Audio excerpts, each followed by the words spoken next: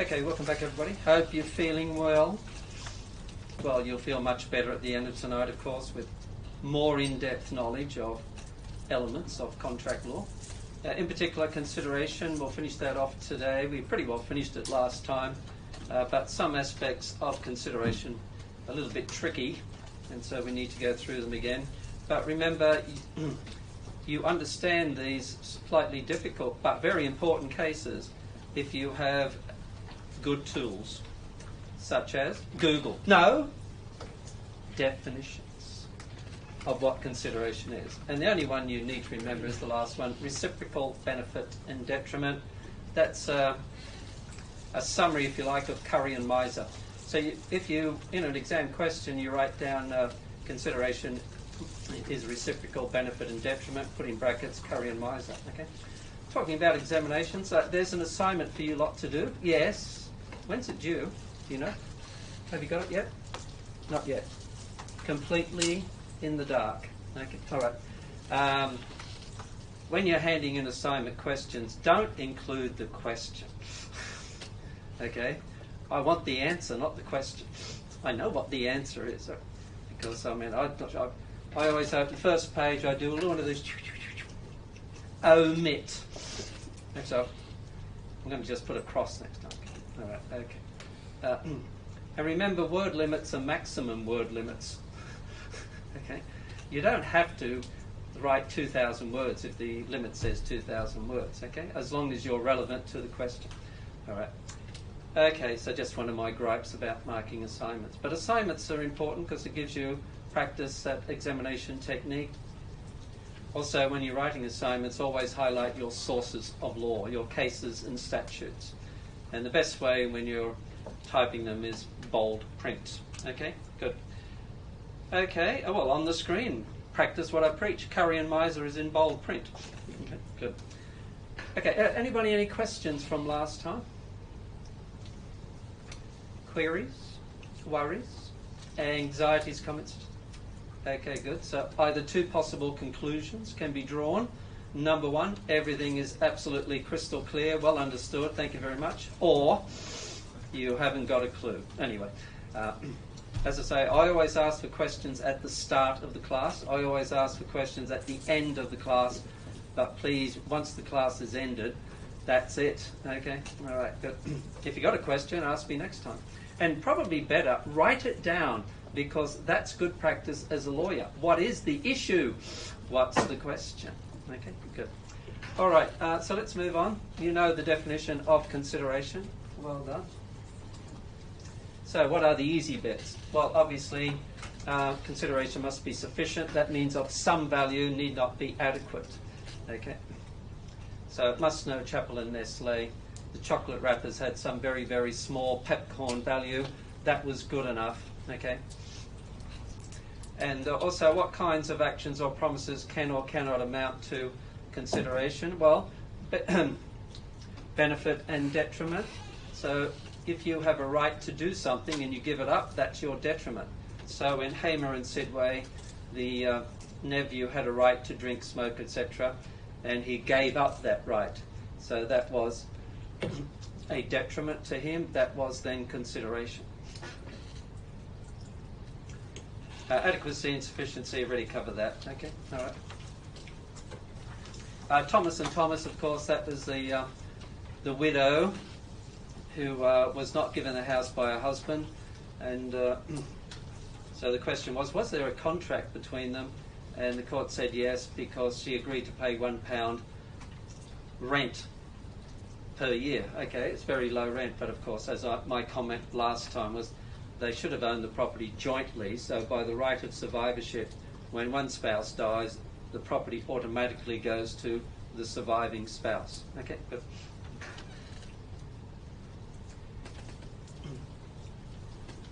However, when it comes to duties owed to other parties in the contract, this can get a little bit tricky. Also, you could talk about duties owed to the public and to third parties. Duty owed to a third party can be good consideration. That's the Shadwell and Shadwell case. So in consideration of, I forget who's another nephew, I think, entering into a marriage contract with Ellen, okay, he was paid a sum of money by the uncle. Okay, so that was good consideration. The consideration was entering into a contract with the third party.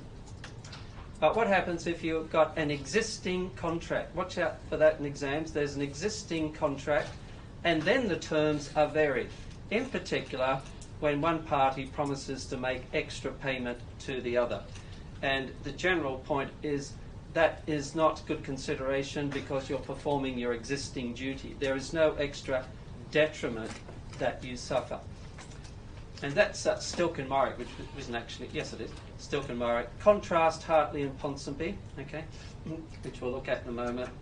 But the big case is Williams and Roffey, okay.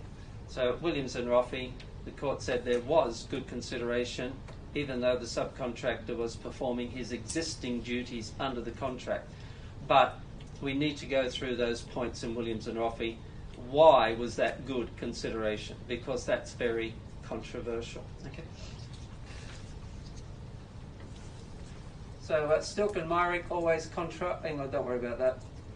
I'll pass consideration quickly, yes. Very simple. Past consideration is not good consideration, full stop. Either Roscola and Thomas or Reed McArdle. But if the act was done at the request of the promissor and the parties understood it would be paid for, then that is not past consideration. That can be good consideration. What's on the screen simply means that normally the consideration comes from the parties to the contract, not somebody else. That's all that means. Okay. Consideration and motive, irrelevant. Okay. Desires are not consideration. £1 per year is consideration. If you like, often people call it valuable consideration. You can put a value on it. And then if you like, the three big cases, particularly the last one, Stilk and Myrick, remember the sailors got ill while on the voyage, so the captain promised the remaining healthy sailors extra money to complete the voyage. They completed the voyage, and then he said, no consideration, you're just performing your existing duty. And the court agreed. Okay? I think one reason was, in the 19th century, the courts are very wary that ships are at sea for a long period of time, and it's quite easy for the crew to mutiny. Okay? So this was, if you like, a case putting the sailors back in their place. So the captain has control of the ship, which is very important when you're at sea. And you've seen the movies with Russell Crowe. Was it Commander or something else? I don't know. And then, so that's Stilk and Myrick. By contrast, Hartley and Ponsonby, ship sailed from port A to port B. Then the sailors got sick or injured themselves after they were drinking. And on the return voyage, the captain promised extra pay. The court said that's okay because this is really two contracts. You completed the first contract, and the return voyage is a separate contract. So the sailors were able to claim the extra payment on the return voyage. Okay? So watch out for cases on reasonably similar facts. These are both House of Lords cases, roughly the same time, but opposite conclusions. So it's good to learn cases in contrasting pairs. CF, contrast, okay? But Williams and Roffey is the one we need to look at again in a bit of detail. So the first three, points 2 and 3, really just the facts of Williams and Roffey, in which the main contractor doubts the subcontractor's ability to finish on time, promises then an extra payment to finish on time. And also, as a result, the main contractor obtains a benefit or obviates a disbenefit. What on earth does that mean? Well, it gets around a disbenefit because in Williams and Roffey, the main contractor was subject to a heavy penalty if the work wasn't finished on time. Okay? So that's sort of easy to understand, all right, yeah, but is it extra benefit? I mean, was he entitled to the job being finished on time anyway, because that was in the contract? You've got to finish by a certain deadline. And so, as one of you asked me, what on earth is this benefit? That's a very good question. Is it practical benefit? Is it factual benefit? What on earth is it? Well, good question. Ask Mr. Justice Glidewell, because he's the one who gave us this. But the court sort of skim around it a little bit by saying it's some sort of practical benefit. What practical benefit? The job gets done. But you can criticise Williams and Roffey because it encourages inefficient work. It encourages people to make low bids and then not work efficiently, and encourage the other contractors to pay them extra money. Okay. So that's it. And then, of course, the promise must not have been extracted by way of economic duress. Okay. Now, economic duress was not a doctrine in the Stilk and Myrick case or in Ponsonby. The doctrine of economic duress is a fairly recent doctrine, and we'll cover it when we get to vitiating elements. But the elements of economic duress are there must be a threat to do something illegal, such as be in breach of contract by not sticking to the terms of the contract. Good. Then, second element, the other party has no practical alternative but to agree. And that depends on the facts. You may not be able to hire somebody else to do the work because there may be nobody available or there's insufficient time. Okay? And then the last one is an interesting one we'll get to later, is that the venom... Oh, I haven't got my bottle. Anyway. The victim must have protested. Okay? You can't sort of sit back and say, oh, I don't like this, all right, I guess I'm going to talk. No, that's not good enough. You've got to protest. And you need cogent evidence, such as written minutes of a meeting in which you protested, saying you don't like this, you haven't any alternative but to agree, but you reserve all your legal rights. That would be pretty strong or cogent evidence. Cogent means strong. Okay, evidence. Good. Actually, I was looking up the definition of cogent before class tonight. Co means towards and gent means sort of, you look it up, cogent, where it comes from. So cogent means strong. It sort of pushes things along, so to speak. Okay, good. And then the first restriction, of course, is that Williams and Roffey will not apply to contracts for payment of a debt. Why is that? Well, the reason is because of the part payment of a debt principle. Part payment of a debt is not good consideration for the whole debts.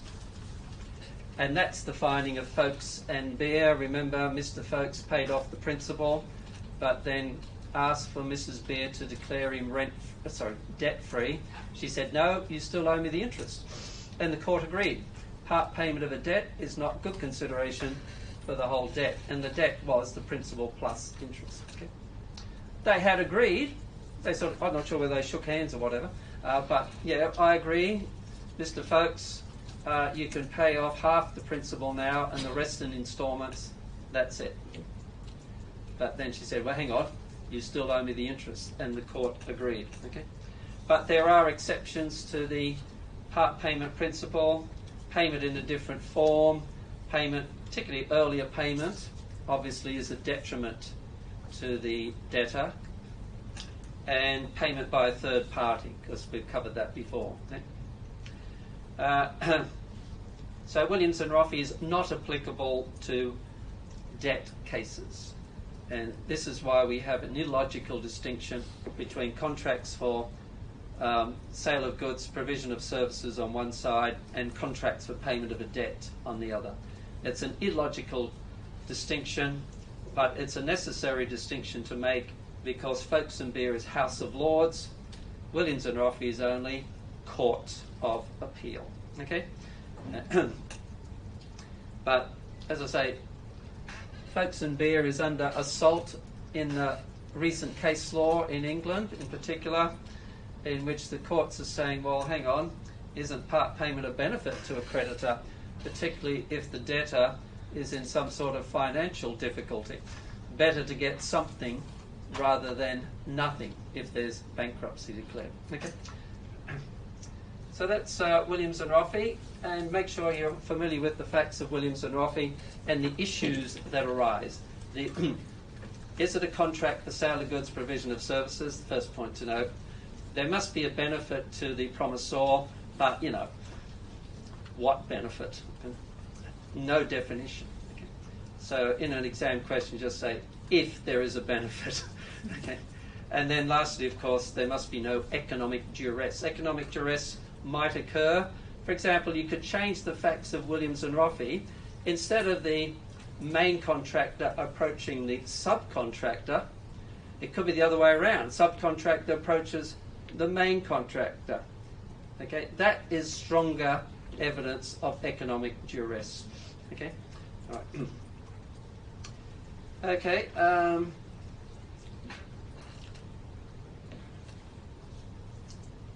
And then we got on to promissory estoppel last time, a difficult area, and even if you think Williams and Roffey is controversial, then promissory estoppel is even more controversial. But it's good for us to go through it because promissory estoppel is a doctrine in equity. And it's important to note that equity has its own rules. I'm waiting for somebody to come late. Delay defeats equity, and he who seeks equity must do equity. Clean hands doctrine. Okay. There's another one actually. Equity looks on that as done, which ought to be done. That you might like to know that one. Okay.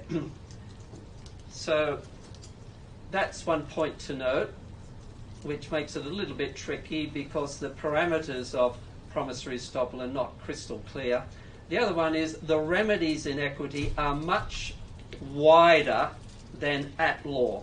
The main remedy at law simply damages money, full stop. But the remedies in equity can range from, could be a payment of money, it could be an injunction, it could be an order for specific performance, it could be a whole range of things. Okay? And so the remedies will vary according to the facts of a particular case.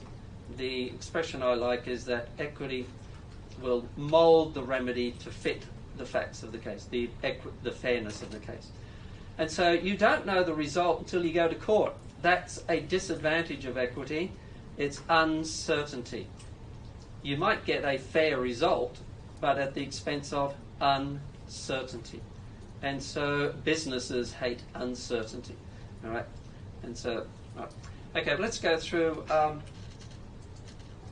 the elements of promissory estoppel. They really come from the facts of the case. Remember, Second World War, landlord was quite wealthy, owned quite a number of units which he was renting out, but couldn't rent them all out because of the war. And as I commented, I bet we're in a situation right now with COVID-19. A lot of landlords aren't able to rent out all of their property, or they've got to drop the price. And this is exactly what the landlord here did. He dropped the price 50%. Said to the tenant, I know we're in a war, but the real reason was he couldn't rent out the other flats, that's what. And so he dropped the rent 50%. Until when? Good question. Until the end of the war? Nope. Until he could rent out the other flats, which he could do a few months before the war officially ended. Okay? And that period between agreeing to the rent being halved and having it restored to 100% is called the estoppel period. Estoppel period. Okay? And so the big issue was, can the landlord resume charging the full rent? Yes, he can, by giving proper notice. That's the Tool Metal and Tungsten case. Says that reasonable notice. Well, if you pay rent on a monthly basis, 1 month would be reasonable. Okay? Which reminds me, I've just terminated the lease on my car park, and I've given the landlord 1 month's notice. Okay. Totally irrelevant. Okay. The big question, though, is what is the remedy? Well, it depends on the facts of the case, and the remedies can vary from the right of the landlord to the balance between the full rent and the half rent during this estoppel period being totally wiped out, which would run counter to Folks and Beer, or the right of the landlord to the balance is merely suspended, he'll get it back. Or the court could order something in between, sort of, you get half of the balance. It's up to the court. Okay? So let's run through this. You've got the facts of the case. The tricky thing is, if you're relying on promissory estoppel, you're relying on it as a defence. And it's important to remember how the civil process works. Plaintiff, defendant. In this case, the landlord sued the tenant. For what? Breach of contract. So what's the tenant's defence? Promissory estoppel. Okay? And you've got to prove that the landlord made a clear representation. Well, how are you going to do that? Is it oral? Did you record it? Did you take a TikTok video of it? I don't know. But you've got to produce evidence that the statement was actually made. Right? So that's the first point. And it has to be clear. It can't be ambiguous. Okay? And the second point, well, first of all, yes, I missed the first point, which is obvious. There's got to be an existing legal relationship. Okay? That's no problem. And then the clear representation made by the landlord in the High Trees case, for example. And you can only use it as a defence, as a shield, not a sword. That's Coombe and Coombe. Best Key is a Hong Kong case, which says the same thing. Okay? And so, if the landlord is suing the tenant for the balance of the rent, for breach of contract, then the tenant can raise promissory estoppel as a defence. Okay? Big question though, that if you're going to rely on promissory estoppel, do you have to rely on it to your detriment? Good question. Well, if you do, well, that's consideration. So the general principle, the consensus is in the Allen and El Nasser case, is that the reliance need not be detrimental. All you have to do is do something different. And what did the tenant do in High Trees, which was different? Paid the lower rent. Easy to satisfy. Okay? All right. Okay. And then the fifth bullet point, reminds us that we're in equity, so it must be inequitable to refuse to enforce the promise. In other words, the person relying on promissory estoppel must have acted equitably themselves, clean hands. There must be no fraud, there must be honesty, there must acting fairly. Okay? That depends on the facts of the case too. D&C Builders and Rees, Mrs. Rees was not acting equitably.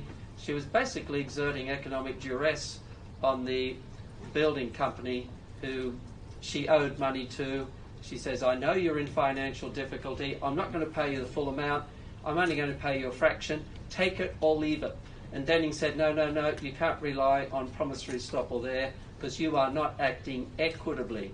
You're not acting fairly. Okay?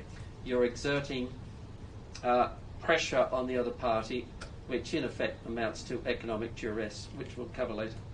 And then the last bullet point talks about the remedies. So if the court agrees that promissory estoppel will work as a defence, what is the remedy? And it depends on the facts of the case, because remedy has very flexible remedies, and the court will come up with a result they think is fair. They will mould a remedy to fit the equity. Okay? All right. The Collier case is an English case and very similar to the High Trees case, in which the right of the landlord to the balance was extinguished. Now, of course, if that's the case, that's very controversial because that runs counter to Folks and Beer. So, interesting, isn't it? We've got a first instance case, the High Trees case, which threatens two basic contract law principles. Number one, giving legal force to promises unsupported by consideration, albeit where you already have an existing contract, and in particular, a big assault on the part payment of a debt principle. Okay. So a very controversial case, High Trees. Don't worry, it should know. You won't get a question in the exam, all right? But it's instructive because remember, you've got to distinguish between being at law or in equity, okay? And once you appreciate that distinction, then this sort of thing is not that bad. Okay, I won't say it's black and white easy, but it's not too bad, all right? So when we deal with remedies later, we will look at the different remedies in equity, but equity has far more remedies than at law. Law simply has got damages. Okay, that's it. All right, good. Okie doke, and then, so that's it. What about promissory estoppel in Hong Kong? The answer is that alive and well in Hong Kong? Yes, it is. And you've got that Court of Final Appeal decision from not too long ago, 2009, Angela Lau case, in which the court said that promissory estoppel is alive and well in Hong Kong. Okay. The Court of Final Appeal said promissory estoppel is a load of rubbish and abolished it, but they didn't. Okay. So we've still got it. Okay. And so I've got that final comment. High Trees case is only first instance, and yet it's challenging a House of Lords case, Folkes and Baird, and also other cases. And of course, the boundaries of promissory estoppel a little bit uncertain. Okay, all right. I remember when I studied promissory estoppel as an undergraduate student, I couldn't figure out which part of contract law is this all about. I didn't realise it was about consideration. I didn't have a very good lecturer, did I? No. Okay, so let's quickly summarise consideration. Be clear, you always require consideration in the formation of a contract. Always, no problem. Unless, of course, it's a contract executed by deed under seal. All right, good. Consideration must be sufficient, need not be adequate. We've got that one, Chappell and Nestle. Past consideration is not good consideration, but note the Power-on, Lampley and Braithwaite situation. The tricky bit is if you've already got a contract form and then is varied, the terms are varied, the variation must be supported by consideration unless you can fit it into the facts of Williams and Roffey, or unless you can fit it in the facts of promissory estoppel. Okay? So, pretty neat summary of consideration, I hope. Okay. All right, so let's move on to the next essential element in the formation of a contract. Now, this one's very short. It's reasonably straightforward. Okay.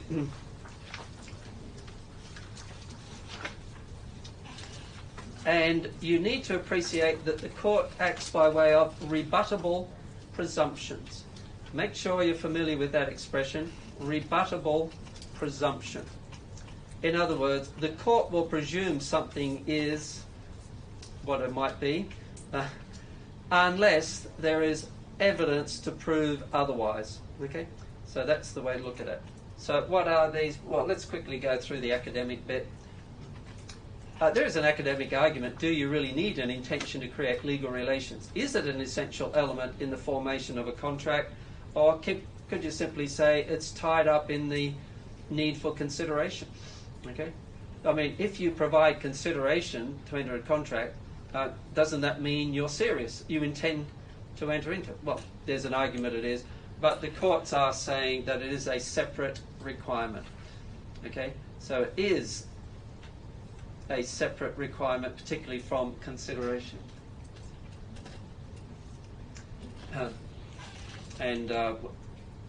There's an article by somebody called Williston who sort of went into this. Okay.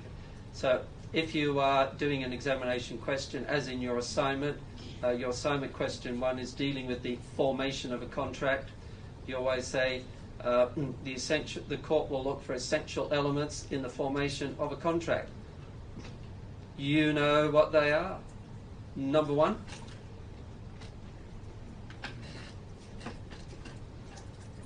agreement, good. Number two, consideration. Number three, intention to create legal relations. They're the three important ones. There are others, certainty of terms and no illegality, but it's the first three which are the important ones, okay? So, don't worry about that. So what are the presumptions? Must know, good PowerPoint. In social or domestic arrangements, the presumption is that there is no intention to create legal relations. So if you promise your wife, girlfriend, okay, that you'll take them out for dinner if they, I don't know, what can you get your girlfriend or wife to do which they know? If they give you a good neck and shoulder massage. Oh, that's a good one. So they give you a really good neck and shoulder massage. Oh, thank you, dear. Is okay, which restaurant are we going to? So, oh, sorry, I was just, can you sue your wife, girlfriend, or whatever? The answer is no. Well, unless you put it in writing. Okay. There's a presumption of no intention to create legal relations. There's a practical aspect to this, because if the court is going to enforce every promise made, within the four walls of a house, they'll be flooded out with thousands and thousands of cases. Okay. And there's a famous quote, I think from Lord Adcock, says, "The court has no business in the bedrooms of society." I like that. Okay, so that's dead easy, right? Of course, what do you mean by social and domestic? Good question. If you enter into a prenuptial agreement before you get married, is that social or is that commercial? Good question. Okay, it's blurring the lines a little bit. Okay. Also, it does depend on how close the relationship is. Okay. In the social context. Commercial arrangements, it's the opposite presumption. In commercial arrangements, there's a presumption of intention. Okay? But as I say, the distinction is not always clear, particularly prenuptial agreements. And the important thing, though, everybody, is that these presumptions can be rebutted. And make sure you know what rebut means. Proved otherwise. And if you're going to prove it, you've got to come up with evidence. And it must be cogent evidence, strong evidence. Okay? So let's have a look at some cases here. Well, first of all, before we get on to the rebutting it, Balfour and Balfour is a good case. I always like talking about Balfour and Balfour. On page 58, husband was to take up a job in Ceylon, now Sri Lanka. The wife was prevented due to illness. She might have had the stomach bug. I've still got. Anyway, from going to Ceylon with her husband. Okay, so the couple entered into an agreement whereby the husband would pay his wife £30 per month while they were separated. Sounds quite reasonable. Okay, good. This is back in 1919, so a sizable sum of money in those days. But if husband leaves wife and goes to some exotic foreign destination, particularly Asia, two possibilities: out of sight, out of mind, or absence makes the heart grow fonder. Well, in this case, it was the first one. He took on a girlfriend. And guys, you know this. I sound a bit sexist. Could be the other way around. Maintaining one partner's a big job. Maintaining two, wow. Okay, good luck. Okay, all right. So he decided, hang on, I can't support more than one woman, so I'm going to stop the payments to my wife. Could he do it? Yes, he could, because there was no intention to create legal relations. This is a social and there was no evidence to rebut the presumption. If the couple had gone along to a solicitor's office and entered into a written agreement, that could rebut the presumption. Okay? But there was nothing in writing, no evidence to rebut the presumption. Okay? And there's that quote by Lord Acton, outside the realm of contracts altogether. We don't want to get involved in what happens in the bedroom. Some interesting cases here, though, where the presumption was rebutted. First of all, in Simpkins and Pays on page 60. Interesting, the relationships here. 3 women, plaintiff, the defendant, and the defendant's granddaughter live together. Okay. Now, so, you know, there's grandmother, granddaughter, but wasn't really that close. It's not husband-wife, for example. And, of course, the defendant wasn't even related. So they lived together in the same house, and, of course, they regularly entered in a newspaper competition, required the listing of 8 items in order of merit. I mean, we all sort of slight variation of the Mark 6. And each of the 3 women made a listing, and the 3 entries were submitted on one form. No fixed arrangement as to who paid the entry fee or the postage, but the form was submitted in the name of the defendant only. And of course, won £750. Mine, it's all mine. Look, it's in my name. Hang on, we've got an arrangement here, and the court agreed because of the facts of the case.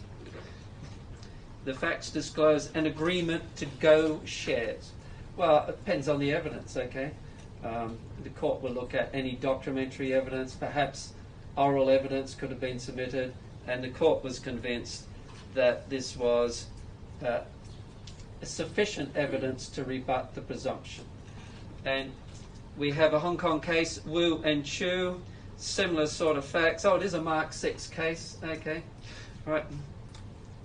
Sometimes the plaintiff kept the tickets and other times the defendant did, and of course same thing happened, and the court said there was a contract and was sufficient evidence in Wu and Chu to rebut the presumption of no intention. Okay. Good. Parker and Clark. I like Parker and Clark. Why? Because my mother's maiden name is Parker. Yes. Where is it? Parker's on page 60, yes. Is it? Where are you? I thought it... No. Oh, Wu and Chu, Simpkins... Oh, 59. Parker's back on 59. Parker, the evidence to rebut the presumption was very strong. Because look at this on page 59. Plaintiffs were a young couple and defendants their older relatives. Plaintiff sold their house. Well, that's pretty significant, selling your house, and agreed to live with the defendants and look after them. And in exchange, the defendants promised that the defendant's house and contents would be left to the plaintiffs. Right? The plan did not work out, so the plaintiffs moved out, sued for damages. Court held there was an intention to create legal relationship.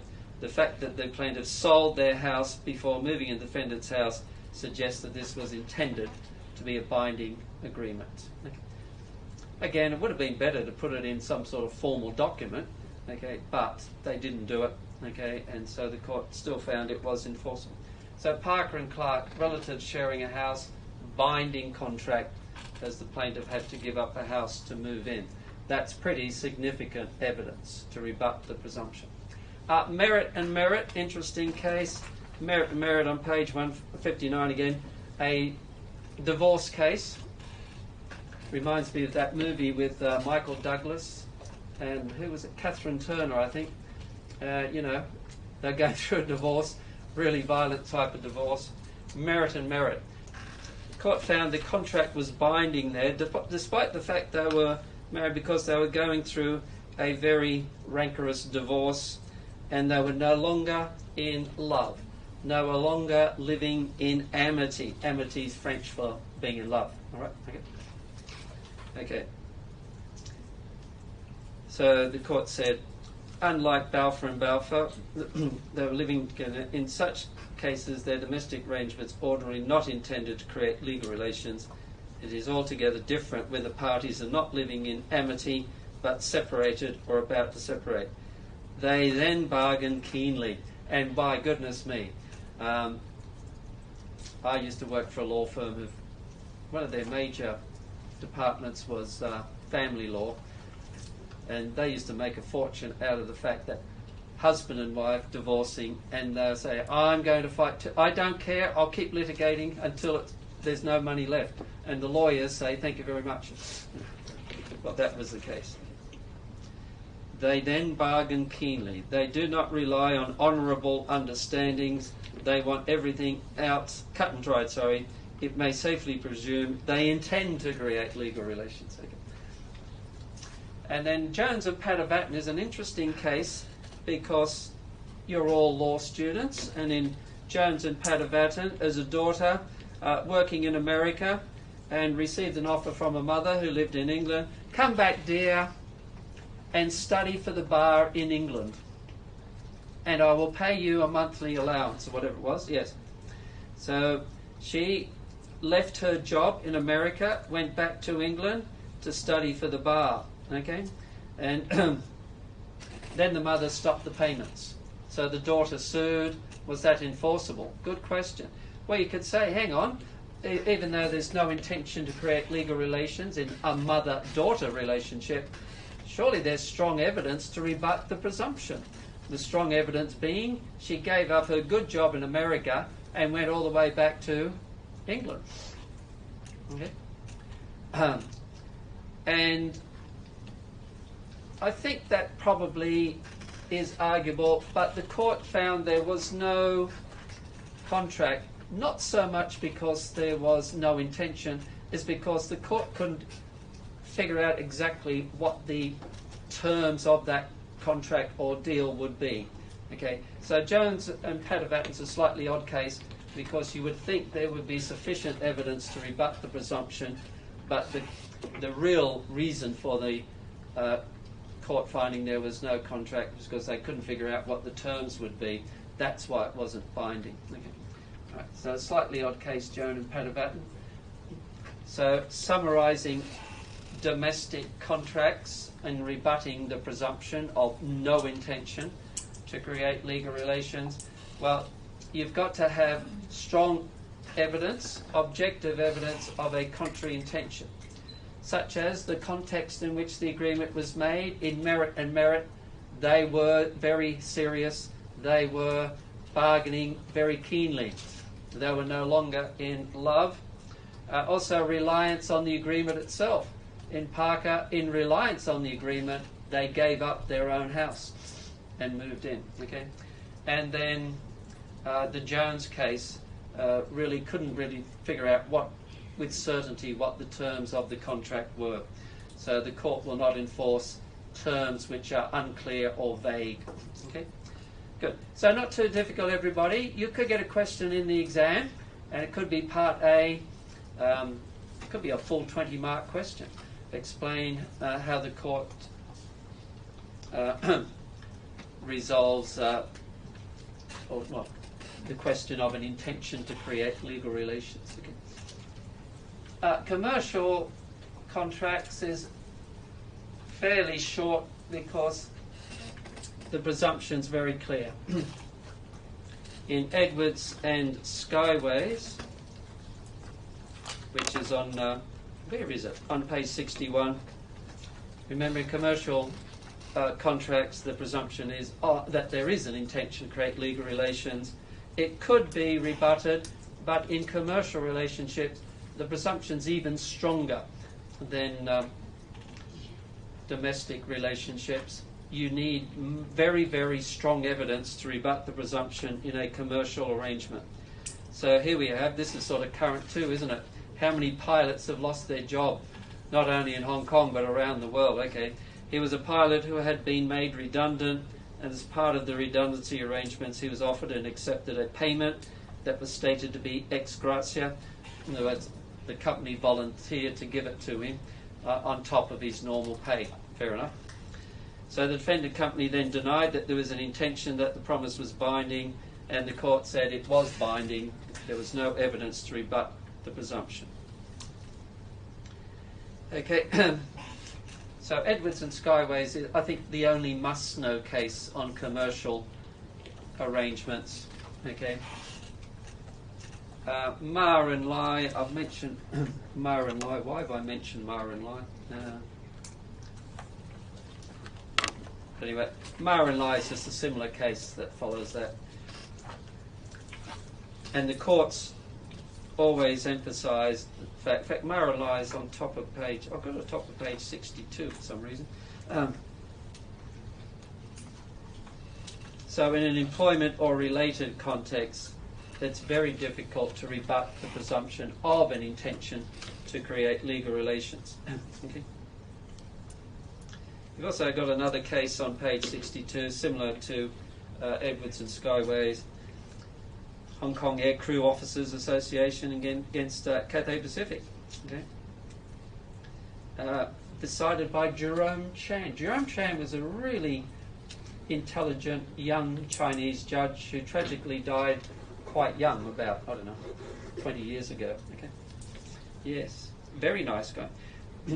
So he was asked to consider the enforceability of a collective agreement between Cathay Pacific and its air crew officers.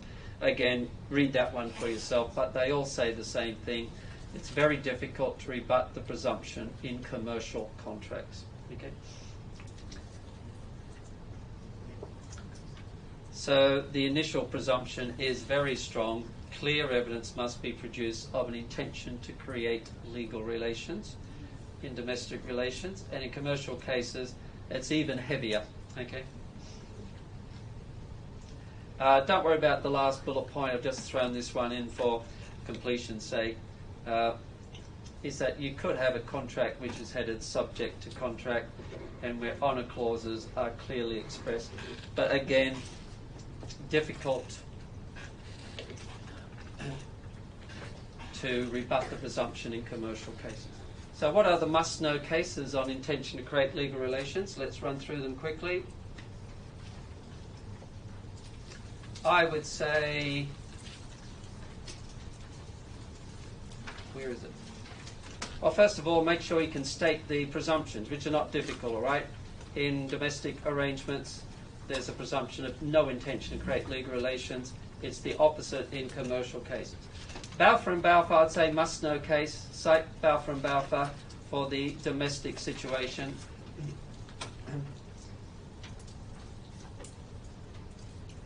And rebutting the presumption in a domestic situation, well, Simpkins and Pays is a good one because there have been past exam questions dealing with lottery wins and that type of thing. We're all interested in that, okay?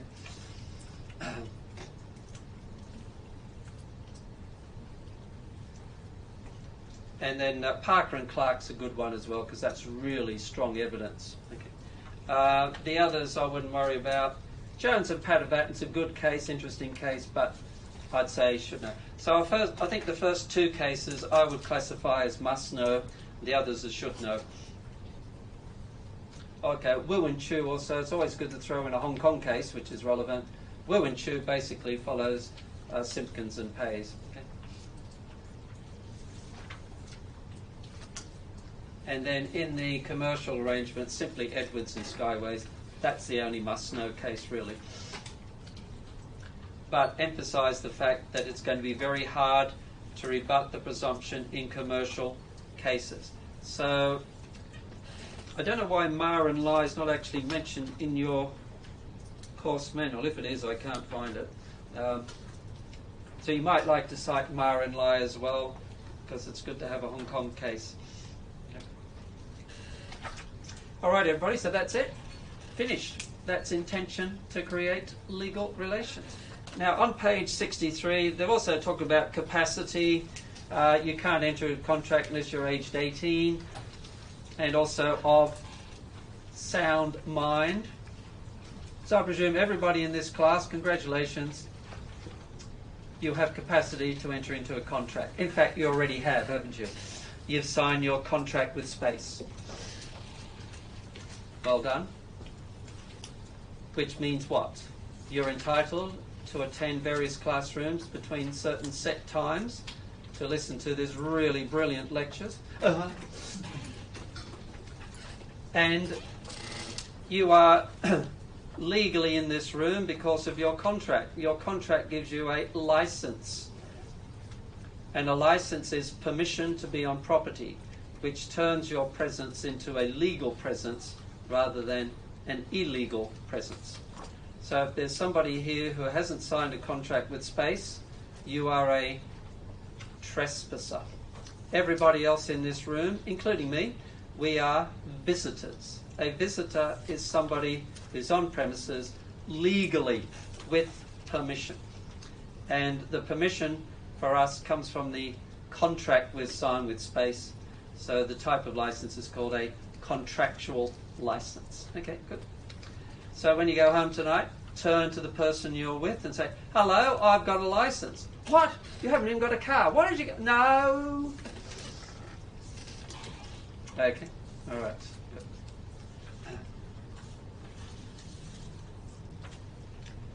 Yeah, I'm sorry to talk about that, yeah. So that's on page 63.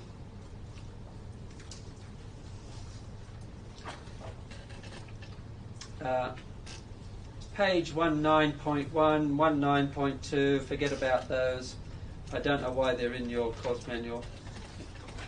It's that you can have contracts with people under the age of 18 if it's a contract for what we call necessaries, such as a nice latte. No, well, actually, isn't it? Okay. So you can read through that for yourself on page 64, 65, and the rest is all not required. Okay? So that's it for chapter 1, everybody. Okay?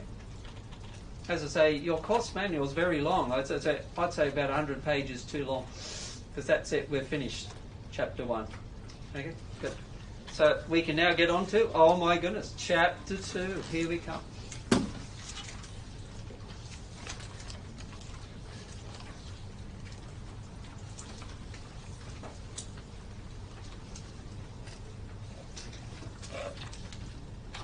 So now we've looked at the formation of a contract.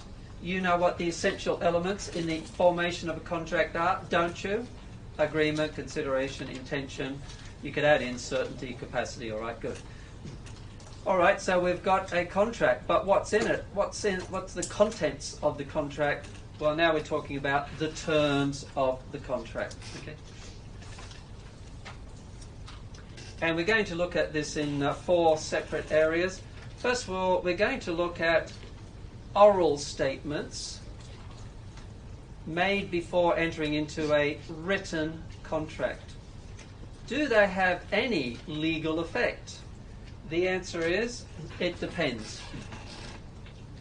An oral statement made before entering into a written contract may have no legal effect at all. It may be a mere representation. However, it could be a misrepresentation, which we'll deal with in the next chapter. Or, and this is slightly extraordinary, it could actually be in the written contract. And we'll see how that might occur. Okay. The court will look at various factors and then decide whether the oral statement actually is in a part of the contract. One example would be if I sign a contract with, if you sign a contract with an employer and it's a written contract, but before you enter into the written employment contract, your boss says to you, okay, we will not lower your salary in the first 2 years of employment. But that's not actually in the written contract. What happens if they do lower your salary within the first 2 years? Can you sue for breach of contract? Good question. The answer we'll look at a bit later. The answer will be probably yes, but you've got to come up with evidence of what we call a collateral contract. What do you mean by a collateral contract? collateral means parallel, running side by side. Okay, and the court say it's actually part of the contract. Okay, and so you've got to produce evidence of this collateral contract. And if you can produce evidence of this collateral contract, but of course it might be difficult if it's only oral. I mean, it might be your word against somebody else's. Have you recorded the conversation? Okay. But if you can come up with evidence of the oral statement, then the court may agree it's actually in the contract. Okay. Right. So you could then sue your employer if they do lower your salary within the first 2 years. Okay. That's what that's all about. Okay. Misrepresentation is going to be one of our must-know definitions. What is a misrepresentation? A false statement of fact made by a party to a contract which induces the representee to enter into a contract with the representor. Now that's a pretty long definition, but it's going to be must-know when we get to it in Chapter 3. Okay. Then we're going to look at implied terms. What do you mean by implied terms? Well, they're not actually in the contract. They're not expressed. But the court may imply terms into a contract in 3 circumstances: by custom, by the courts themselves on the facts, and also in certain types of contracts. There are terms, if you like, which are in these types of contracts, which may not be spelt out, but the court will imply them into them.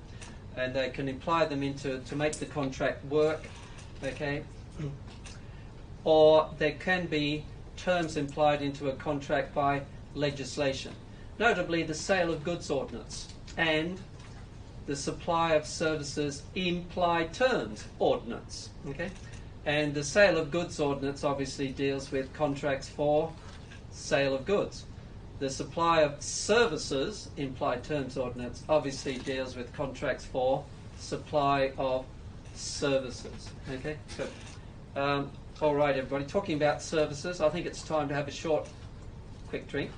So, time for our first 10-minute break.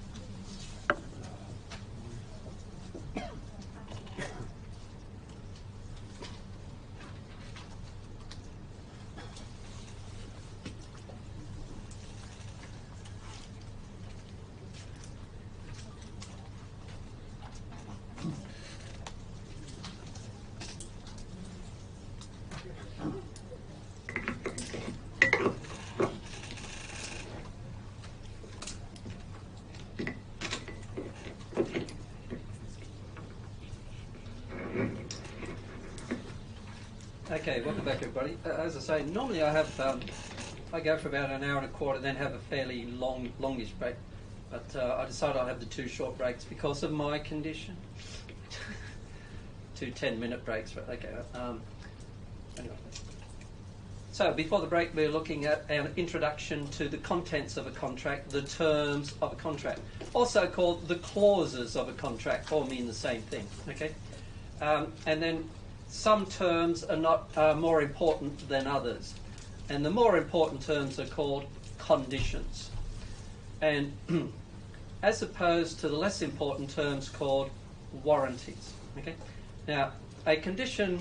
If you breach a condition, it gives the other party the right to accept the breach, terminate the contract, and claim damages. Okay? Whereas breach of a warranty entitles the innocent party only to claim damages. So the contract will not terminate if it's just breach of a warranty. It could terminate if it's breach of a condition. Now, why do I say it could terminate? Well, there could be breach of a condition, okay, but the contract will carry on until the breach has been accepted by the other party. Okay? The technical term is called repudiation and acceptance.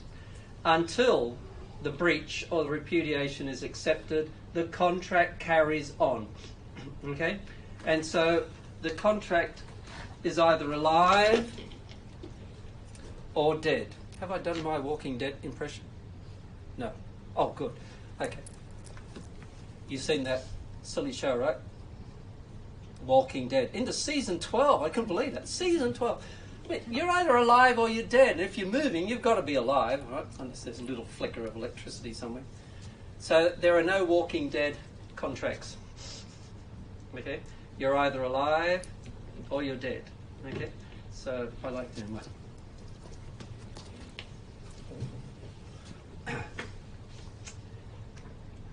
I've never watched a complete episode of The Walking Dead. No. If I've watched it, it's been by accident. I happen to be flicking channels. Okay. Well done. How did they last 12 sessions? I don't know. Have you watched The Walking Dead? You haven't missed anything. Okay. Now that's a very important point to make, and particularly when it comes to termination of a contract, which we deal with later on in the course. Okay? Because if a contract is terminated, that's it, over, done. But if a contract hasn't terminated, then you still have to perform your obligations under the contract. And so while the other party might be in breach of the contract, you could be in breach as well if you don't perform your obligations if the contract is still alive. So make sure you're aware of when a contract is still alive, still valid, and when it has terminated. Okay? So watch out for that a bit later. So the distinction between conditions and warranties is important. Breach of a condition, if the breach is accepted, will terminate the contract. Breach of a warranty, though, entitles the innocent party only to claim damages, full stop. Okay? The contract carries on. Now, how do you know whether a term is a condition or a warranty? Good question. We'll look at that later on. Well, how do you know? The court will look, for the intentions of the parties. Now, how do you know the intentions of anybody? From the words they use. So, lady in front, sorry, your name's? Angela, what do you intend to do after class tonight? This is not asking for a date. What do you intend to do after class tonight? Go home. And study contract law. Well done. So how do we know what Angela's intentions are from the words she uses? And they're quite clear. Go home and study contract law until I fall asleep from boredom. No. Okay, good. And that's how the courts work. Okay, they'll look at the words used by the party. Now, of course, sometimes there is some wording may not be clear. Okay, and so the courts might have to get involved in interpreting the wording. Okay, so be very careful of what you actually say, because people will interpret that as being what your intention is. Okay, words are important. You are law students. You are dealing with words and the legal meaning of words. Okay, And so be proud of your expertise as a law student, okay? It carries on into other areas of life, okay? All right. And lawyers generally have a lot of respect in the community, generally. All right, okay. And then innominate terms. What are innominate terms? It literally means a term with no name. Sounds sad. A term with no name. In other words, the courts can't classify a term as either a condition or a warranty. Okay? So what they will do instead is look at the effect of the breach. And if the effect of the breach is to deprive the innocent party of, keyword, substantially the whole benefit of the contract, they will treat it as breach of a condition. But if the innocent party is not deprived of substantially the whole benefit of the contract, they'll treat it as meaning a breach of warranty. Okay? So we do have this vague intermediate term called an innominate term. It comes from a Hong Kong case, the Hong Kong fur shipping case. And when I first came to Hong Kong, I was working for the company that ran that ship. Okay, yes, in my 26th floor, and on the Realty building, which is now Wing On House in Central. Okay. All right, and you can blame that company for coming up with this. Well, it muddies the waters a little bit, right? You're either a condition or a warranty. Hang on, you might be an intermediate term. Right? But not difficult once we look at the cases and know the effects of breach. Okay. And then finally we come to exemption clauses, everybody. An exemption clause, the definition is your next must-know definition. It added to the other three definitions you all know and love: offer, acceptance, consideration. Exemption clause is must-know, must-know, must-know. What is an exemption clause? It's a clause or term in a contract which seeks to exclude totally or restrict partially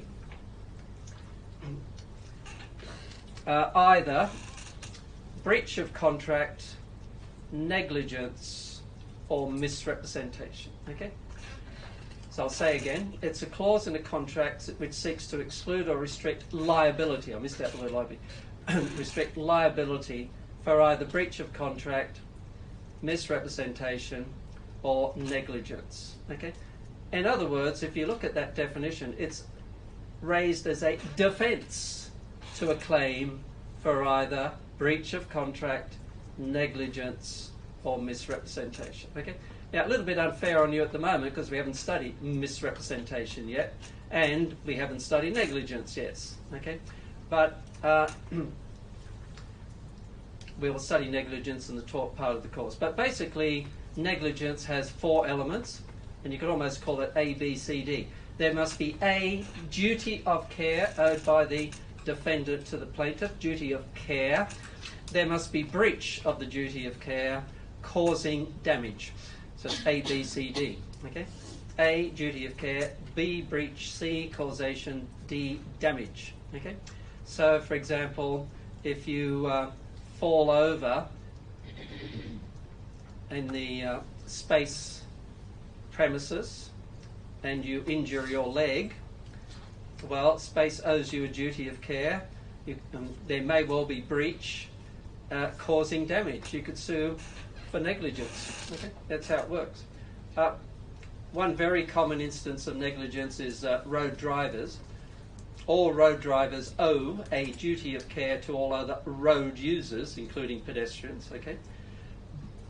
And you could be in breach if you don't come up to the standard of a reasonably competent driver, and there's an accident causing damage to somebody. Okay? So watch out for negligence. So that's what negligence is, and you can raise an exemption clause as a defence to a claim for negligence. Okay? But also you can raise an exemption clause as a defence to a claim for misrepresentation. Okay? All right, good. So watch out for that. Exemption clauses, that's the nature of them. They are in there to protect the rich people, the multinationals, the suppliers, against you and me, the consumer. So we're in the area of consumer protection. Okay? They're just one clause in a contract which could have hundreds of clauses, but it's seeking to do a really big job. It's seeking to exclude or restrict liability, stroke responsibility, stroke risk. They all mean the same thing. For either breach of contract, misrepresentation, or negligence. Okay? All right. Now, you find exemption clauses all over the place if you care to look. If you go to dry cleaners, have a look at the receipt at the back, you'll find there's some sort of exemption clause there. When you enter into a building sometimes, you know, some sort of sign which might amount to an exemption clause. Okay? But because these exemption clauses are very anti-consumer and are trying to do a whole lot, which governments don't like sometimes, then there are three big hurdles for an exemption clause to pass before they can be effective as a defence. Number one hurdle, the exemption clause will not be effective unless it's actually in the contract, in the body of the contract, incorporated into the contract. Corpus means body, okay? That sounds obvious, but we'll look at some cases. How do you incorporate a term into a contract? Normally by signature, but it could also be by notice. We'll look at those later on, okay? Also, even if the exemption clause is in the contract, it will not be effective unless the wording is clear and covers what you're trying to exempt liability for. And the courts are very quick to chop down wording which is ambiguous. Okay? And then last but not least, there is legislation in Hong Kong in the form of the Control of Exemption Clauses Ordinance, which is very similar to legislation in England, but the legislation in England has a rather odd name. It's called the Unfair Contract Terms Act, which is a stupid name, and I'll explain what's a stupid name when we get to the legislation. Because what is the legislation both in England and Hong Kong trying to do? Control exemption clauses. So what's a logical name? Control of Exemption Clauses Ordinance. Well done, Hong Kong. The names of our legislation make sense. Okay, all right. So watch out for exemption clauses. Must know, comes up regularly in exams. There is a definition, and you've got to appreciate where exemption clauses fit in. They are raised as a defence to what? A claim for either breach of contract, misrep, or negligence. Okay? Are they effective? Good question. Well, they've got to pass those three tests. Are they in the contract? Does the wording cover what you're trying to exempt liability for? And does the CECO apply? And usually it does. And the CECO, if it applies, will render an exemption clause either totally void, of no effect at all, or make it subject to a test of reasonableness. Reasonableness, which is a very vague word, and we'll look at the legislation. They do list factors or guidelines for the court to decide what is reasonable. Okay? All right. So I hope you find this area of the course relevant to your own personal situation, okay? Because it affects you and me. All right. By the way, Hong Kong does have a consumer council, which does a reasonably good job, okay? They publish regular reports on, safety of particular items, etc. Facial cream. The council found that certain facial cream caused pimples. They didn't clear up your skin. Oh. Okay. So there, everybody, this is our helicopter view of contents of a contract. Okay. We are now going to go down to earth. Okay. Unbuckle your seat belts. Watch out for the rotor blades, and look at these 4 points in turn. Briefly, bullet point number 1, everybody, is more should know than must know. You probably won't get a question on bullet point 1. Bullet point 2 could come up in exams. Okay, it's not a difficult area really, okay, when we cover it. And definitely bullet points 3 and 4 are must know when we get to it, okay? So we'll see how we go tonight. I think we probably get through the first 2 bullet points tonight, and then have to cover the rest when we meet again on Tuesday next week. Okay. Sorry, I have to have a sip of my peppermint tea.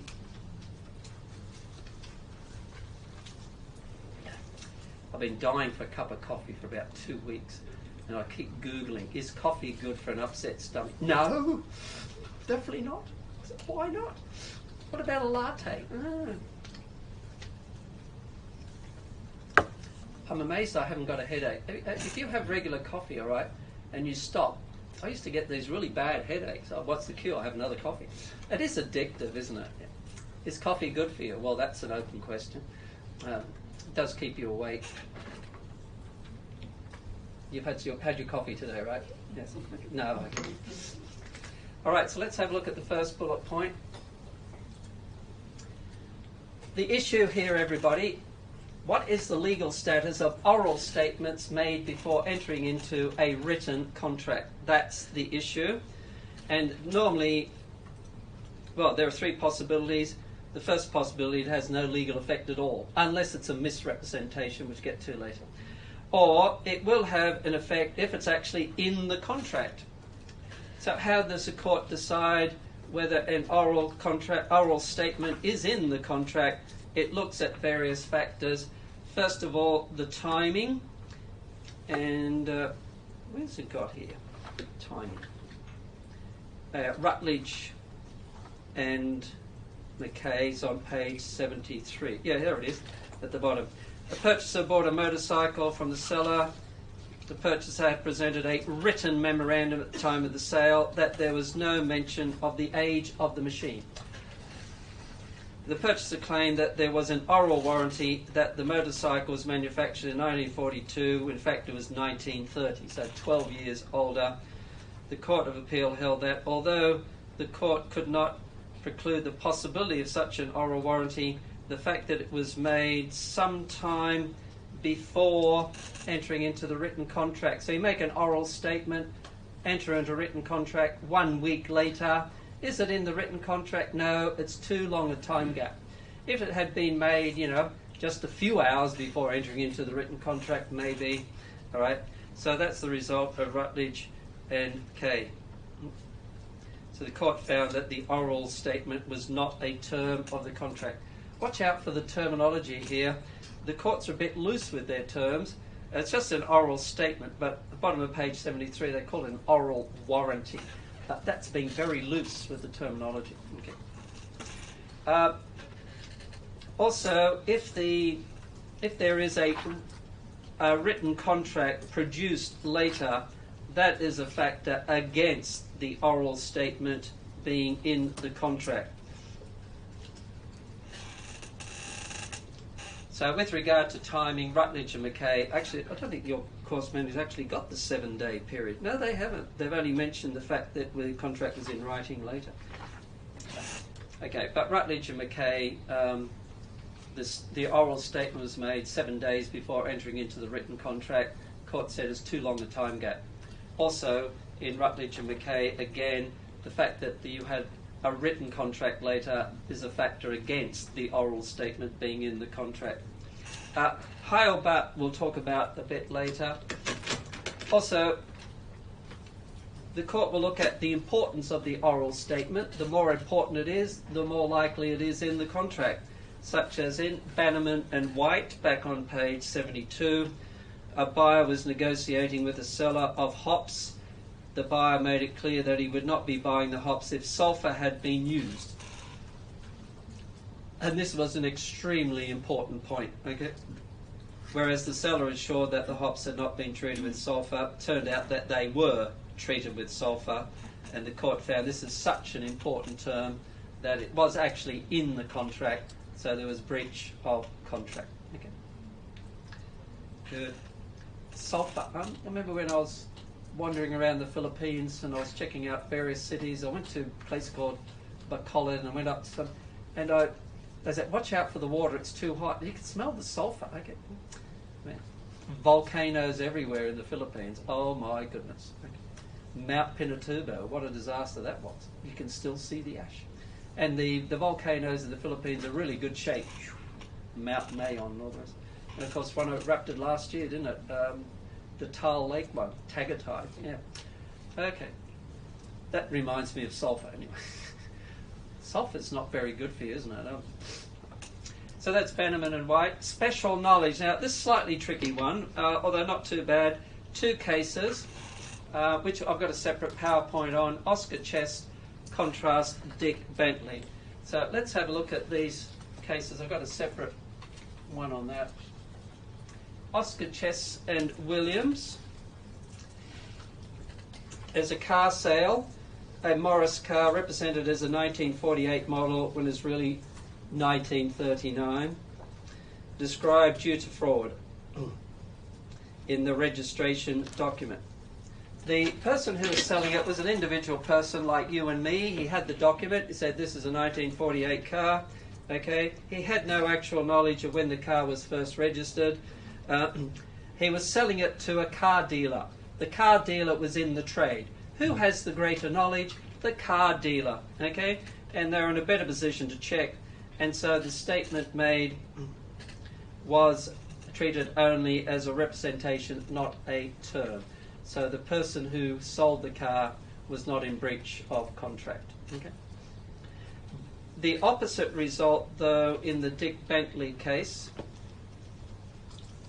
In Dick Bentley, it was a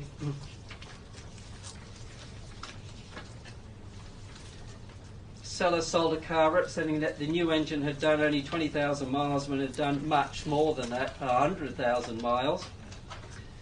It was held a statement that the statement this time was actually a term of the contract because it had made by somebody with special knowledge and experience, namely the car dealer. Okay, so the court held that this was a term as the defendant had special knowledge and we're in a better position to know the truth than the plaintiff. Okay. Watch out for that because the court does look at this sort of situation. What is the legal status of a statement by somebody to somebody else? They often look at the relative knowledge and skills of the parties. Okay, and that can have raise different issues. Going back to the previous PowerPoint, I don't think this is actually in your course manual, but it's slightly, only very slightly risque. Shaw and Ike, don't worry about it, but it's a House of Lords case. In olden days, well maybe these days as well, when you sold, I think it was a horse or a cow, you had to, it was the tradition, if you like, that when you sold somebody for stud purposes, that they were capable of acting as a stud. It wasn't actually in the written contract, but the court said, you know, the warranty was normally given, and so when the poor cow or horse or whatever it was couldn't perform to produce little horses or cows, then the court found there was breach of contract because that warranty was in the written contract, even though it wasn't actually written down. Okay, all right. I just thought I'd throw that one in, spice things up a little bit.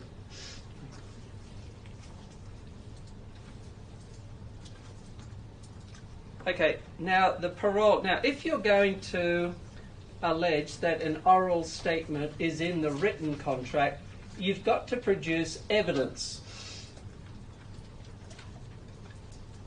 But you will run up against what we call the parole evidence rule. Now, the parole evidence rule is as stated on the screen. It says, where a contract is reduced to writing, neither party can rely on extrinsic evidence which seems to add to, vary, or contradict the written contract.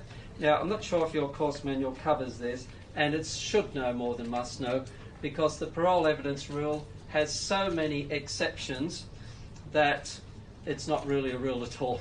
Okay, but it does sort of make sense. If you have a written contract, that should be it. It should contain all the terms of the contract, but quite often it doesn't. Okay, and the rationale, of course, is certainty, but rigid adherence to the rule may produce injustice. So there are very many exceptions to this, parole evidence rule. So the parole evidence rule says you can't produce evidence to say that an oral statement is part of a written contract unless you can fit into one of these exceptions.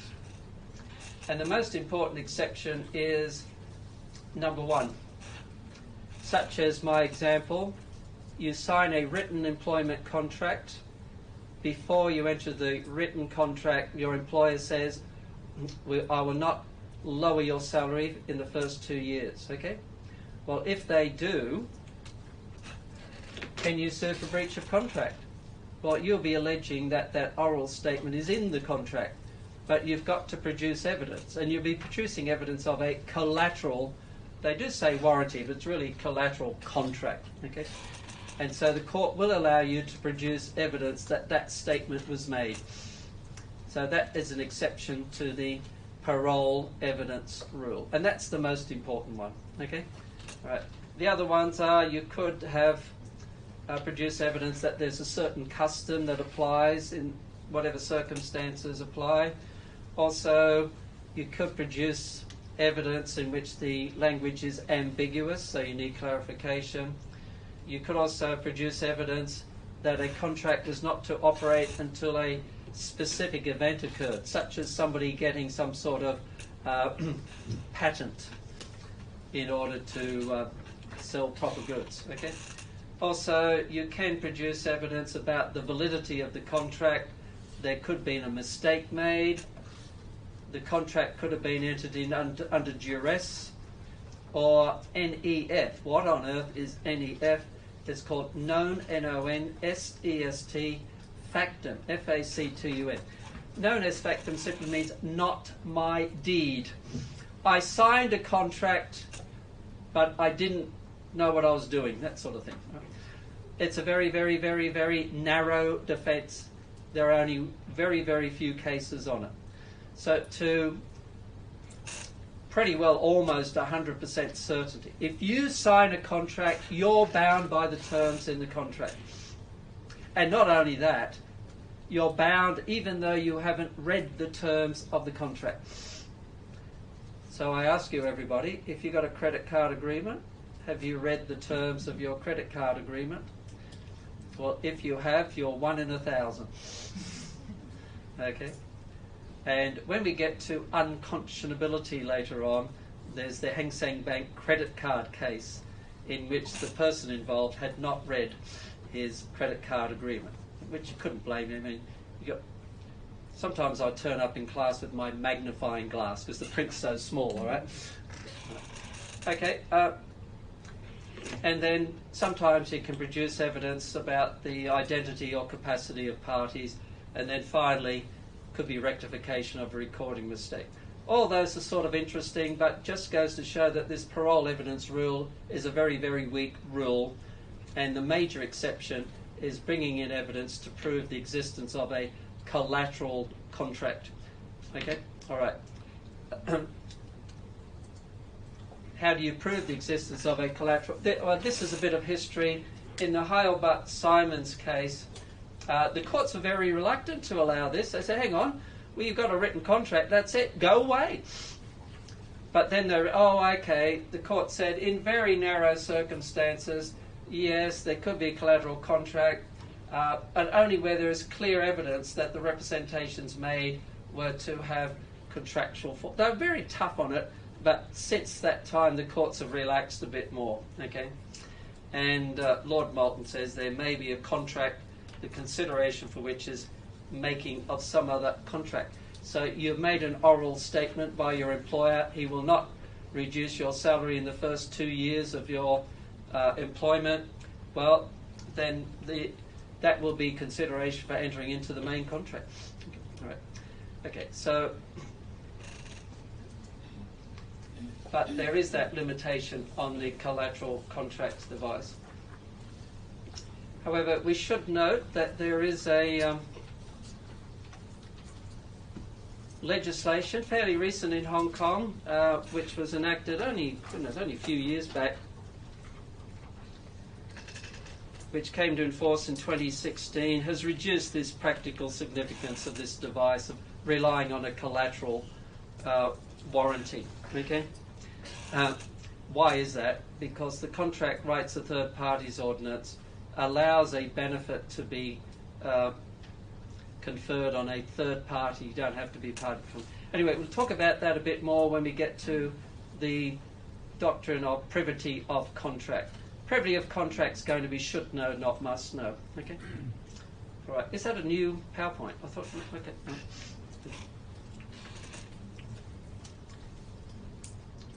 And then, just to finish off this bit, so how do you sort out the legal status of the statement? When I say statement, oral statements. Okay, oral statements.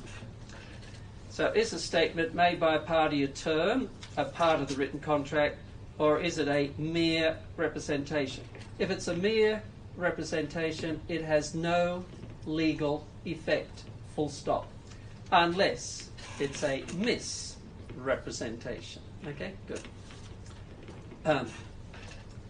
So,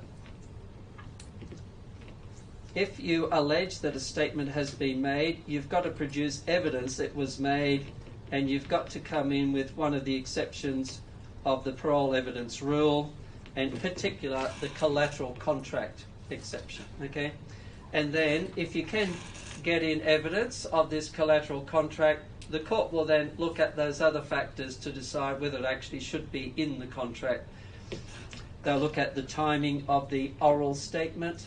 The closer it is to the written agreement, the more likely it is to be in the contract.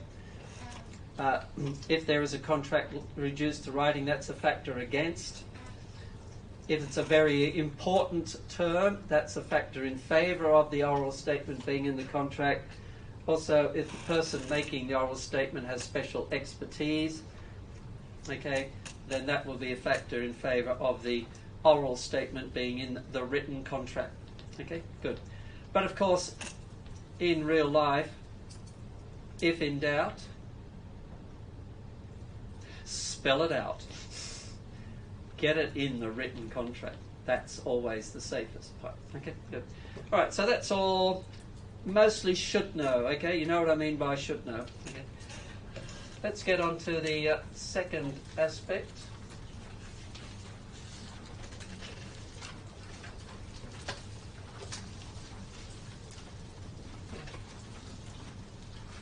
So here we're talking about implied terms first, and then we're going to look at classification of terms.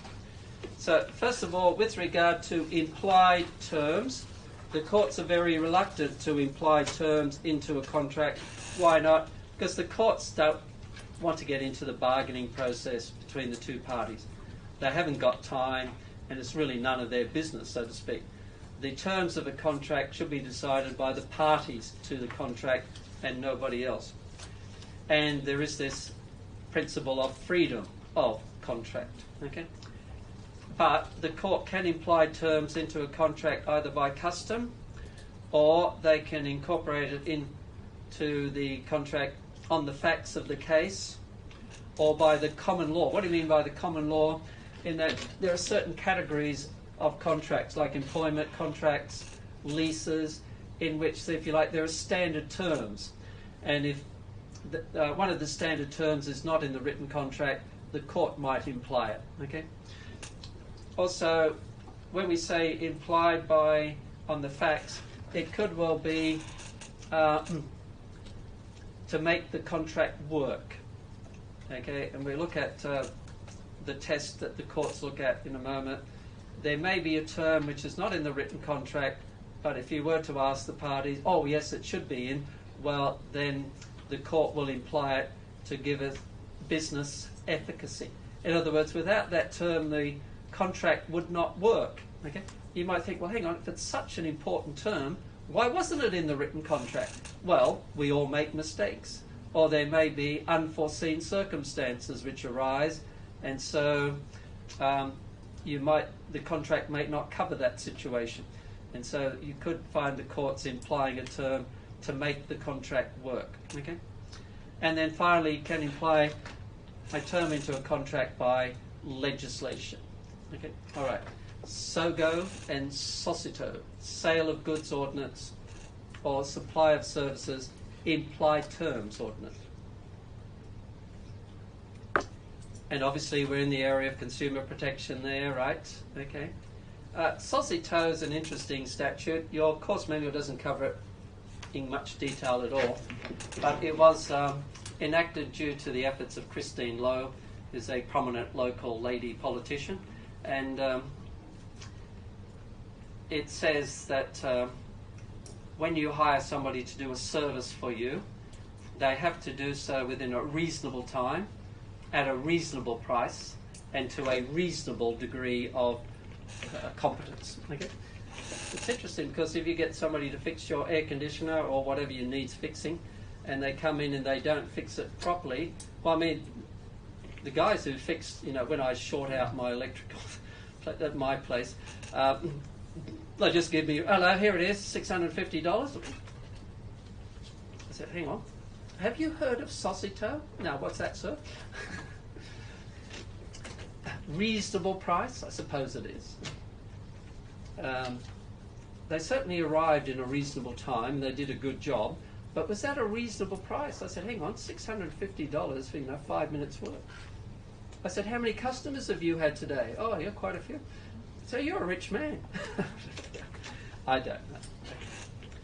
I mean, you're operating some electric, and suddenly one fuse blows. Okay. Well, all you got to do is go to the fuse box and sort of flip it back again, and then. But the trick is trying to identify the source of blowing the fuse in the first place. Right? So you've got to throw away all your old electrical equipment. Okay. I don't want to be messing around with electricity when I'm not an expert. Okay. All right. Okay. So terms implied by custom. Interesting cases here. It's where the parties do not express all the terms, but it must be a well-established custom and must not contradict the express terms of the contract. Hutton and Warren is probably the best case to cite in this area. And in Hutton and Warren, where are you? Hutton and Warren's on page 76. It was? Yeah. Yeah, Hutton and Warren up the top.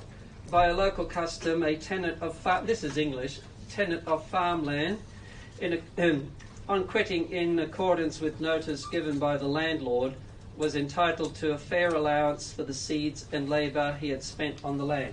That was not in the written contract, but the court implied it as being the custom. It was a well-established custom. It was not in the written contract, and it didn't contradict any of the express terms. So that's Hutton and Warren. Okay. Fleet and Merton is a similar case, not in your course manual, in which the custom was an agent will be personally liable for losses. Smith, I forget the other name, Smith. I like throwing Smith because I'm originally Australian. I lost my accent years ago because nobody could understand me, could they, when I spoke like an Australian? No worries, I learned how to speak like an Englishman.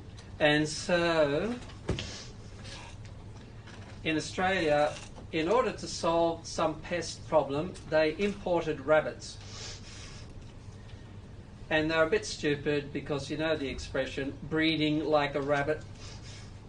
Well, they sure bred. There were millions and millions of rabbits in Australia running all over the place, causing all sorts of havoc.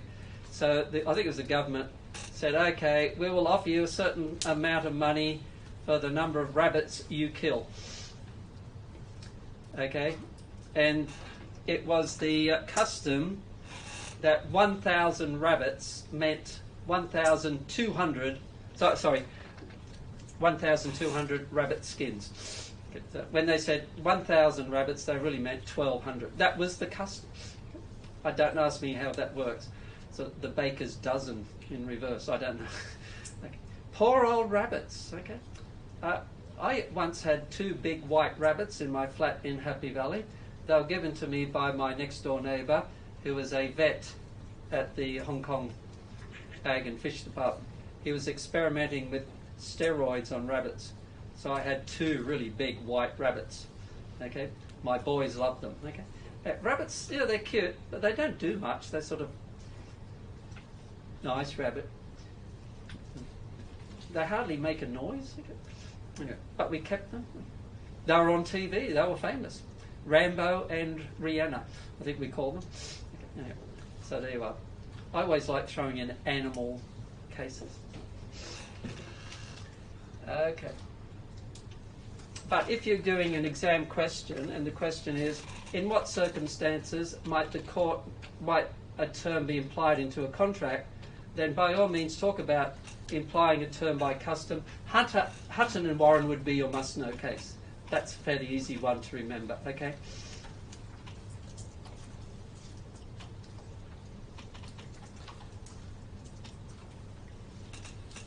Interesting, it's sort of a land case, isn't it?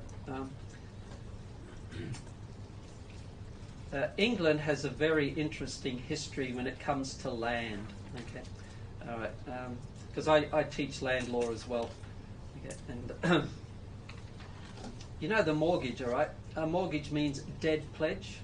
Okay, pledge is given by the borrower. So when you borrow money from a bank, you are the mortgagor. The bank is the mortgagee. They receive the pledge or the promise. What is the promise? To put up money as security for a loan. And it's a dead pledge. Before it used to be called a live pledge. Because before, the mortgagor paid back the mortgage loan by selling off the fresh produce from the farm. So it was a live pledge. Okay? And then things changed so that in Britain it was legal to charge interest. Before the mid-1800s in England, it was illegal to charge interest. So then they enacted the Usury Act so you could charge interest. And so the live pledge became a dead pledge. Okay? Sort of interesting. Well, I hope so. Okay, so moving on to terms implied by the courts. Two cases here, but really there's only one case. This is the Moorcock, where the parties, there is a term which should have been in the contract, but for some reason was omitted. And the courts will imply a term into the contract to make it work. The so-called business efficacy clause. To make it efficacious, to make it work, they will imply a term into the contract. And this comes from the 19th century case of the Moorcock, in which Lord Justice Bowen said, "What the law desires to effect by implication is to give such business efficacy to the transaction as must have been intended at all events by both parties who are businessmen." And in the Moorcock, what happened, it was a contract for hire of a jetty for loading cargo. But what they failed to appreciate is that tides go out and in. So when the tide went out, the ship sank to the bottom and got damaged. And that was not covered in the original contract. So the court implied a term into the contract that the jetty should be fit for the purpose of the contract. So they implied it to make the contract work. Okay, and there's a similar test in the Sherlaw and Southern Foundries case, bottom of page 76, in which the court's saying, this is a rather interesting one, the bystander test, the officious bystander. In any contract, it said, prima facie, that which in any contract is left to be implied and need not be expressed is something so obvious that it goes without saying. So while the parties were making their bargain, an officious bystander, who on earth is officious bystander? Anyway, a sticky beak. And anyway, I don't know. Were to suggest some express provision for it in their agreement, they would testily say, well, of course. Well, in that case, why isn't it in the contract? So it's the same sort of test, but different type of wording. Okay. I like the business efficacy test. That makes more sense. Okay. In other words, the contract won't work without that term, or we better imply it. Why wasn't it in the? Well, because the parties overlooked it, or they couldn't foresee what might happen in the future. Okay. All right. And then there's a bit of a debate, academic debate, with those cases on the screen, which you don't need to worry about, in which the courts say, is there one test or two tests here? Okay. Well, they're basically saying the same thing, slightly different ways. Okay. And so that's what I talk about here. But in Hong Kong, that's your answer. So when it comes to implying terms into a contract by the courts on the facts, it's the BP refinery case which is the leading must-know case. PC is Privy Council, and it sort of summarises in a quite neat form what are the conditions for a term to be implied into a contract on the facts. First of all, it must be reasonable and equitable. Well, what on earth does that mean? Who decides what is reasonable? Who decides what is equitable? The judge in a particular case. Be necessary to give business efficacy to the contract and be so obvious it goes without saying. They are virtually the same test. Okay. And then number 4, slightly more common sense, must be capable of clear expression. That's sort of pretty obvious. You've got to be able to put it in clear words. And not contradict any express term of the contract. So, well done. Hong Kong case, Privy Council, BP Refinery. What's the full name? It's on page 77. BP Refinery and Shire of Hastings. That's the Hong Kong test. Okay. So that's sort of interesting. And then we get on to even more interesting cases in which the courts will imply a term into a contract because the contract is in a special category of contract, such as landlord and tenant.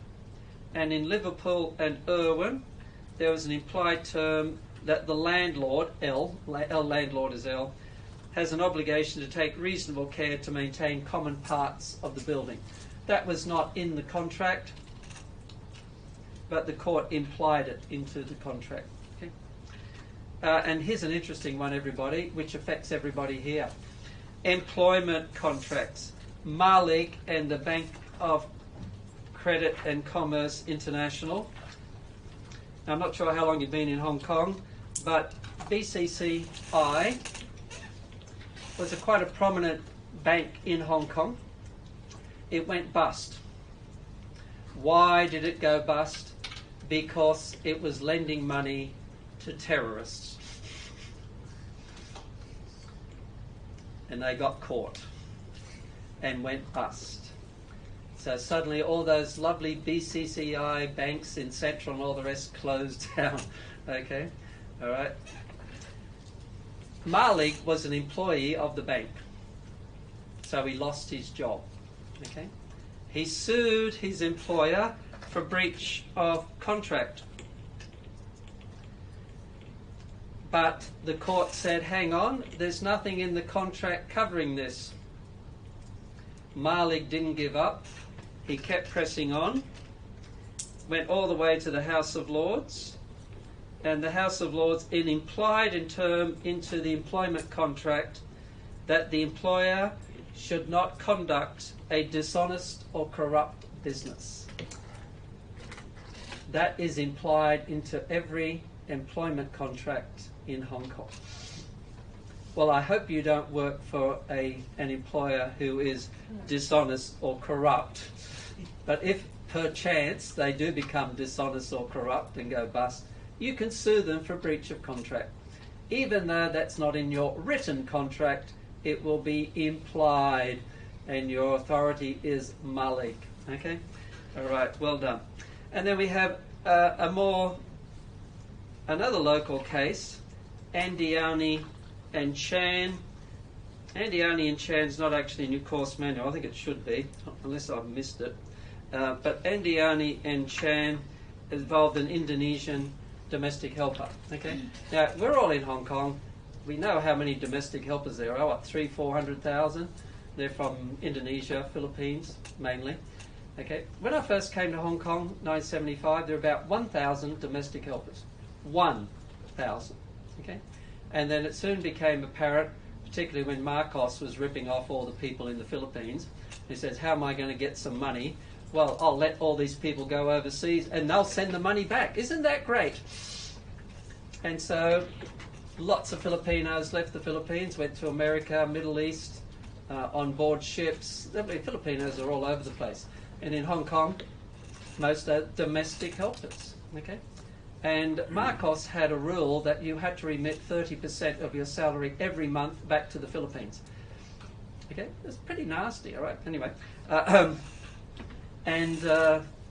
gradually the Hong Kong government said, "Hang on, we better have a standard domestic helper contract, which protected the rights of the workers." Very good, and they're quite detailed now, and they do a good job. And similarly with the Indonesian helpers, but the Indonesian helpers generally are treated, dare I say, slightly worse than others. So Andiani Chan. Well, in Andiani Chan, she was hired as a domestic helper. There was a written contract, but the written contract was void for a number of issues.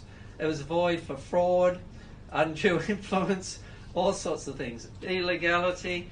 In other words, the original written contract was void. But the court said there is a contract. She's there performing duties as a domestic helper. So we'll have to imply all the terms into the domestic helper's contract. And what's the most important one? The salary. So they implied whatever the salary was at that time as the wage. So the worker worked for 6 months or so they got 6 months' salary. That was their damages. Okay? All right. So Andiani and Chan, implied term to pay the minimum wage. Okay. All right. So, I mean, I don't know about you, but if you wander around Central or other areas on a Sunday, particularly a Sunday, it's just, I mean, isn't it colourful? I think it's pathetic. Why do people have to sit on the ground, etc.? Okay. Anyway, we put up with it. You ever say, well, it's a little bit, dare I say, perhaps a little bit of racism may kick in here, but it's a good mutual working relationship, okay? Because the local people, the wives are now able to go out and earn some money, so everybody wins. It's a win-win situation, okay? But anyway, I better not go on too much about that. But Andiani and Chan, interesting, lots of legal issues in that. Okay, all right. And then implied terms by statute. Oh my goodness, I've gone over time. Oh, okay. Let's have a short, quick break again, and after the break, we'll look at implying terms into a contract by statute.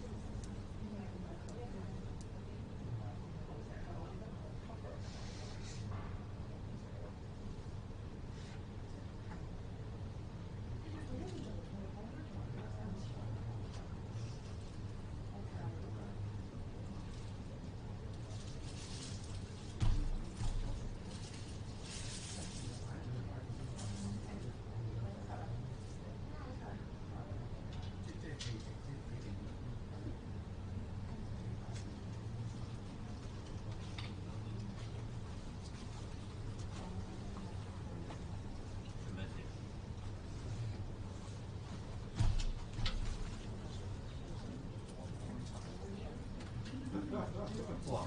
你唔記得快啲啦，好似唔使知嘅。你想賴我？我尋日唔係我尋日有個同學尋日咪 send 咗條 link 出嚟咯，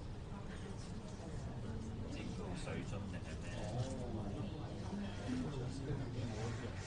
明顯咯，明顯。我諗住咁啊，即係擺喺度，你塞落去佢嗰度，塞落去賴落去。我隻口罩想嘅。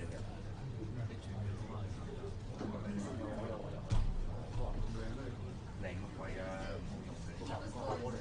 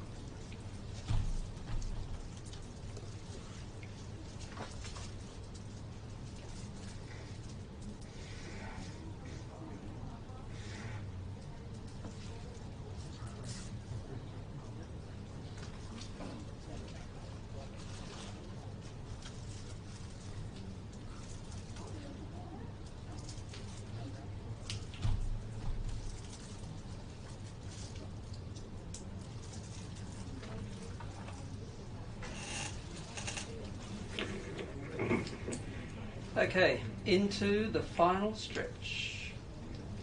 Oh. Okay.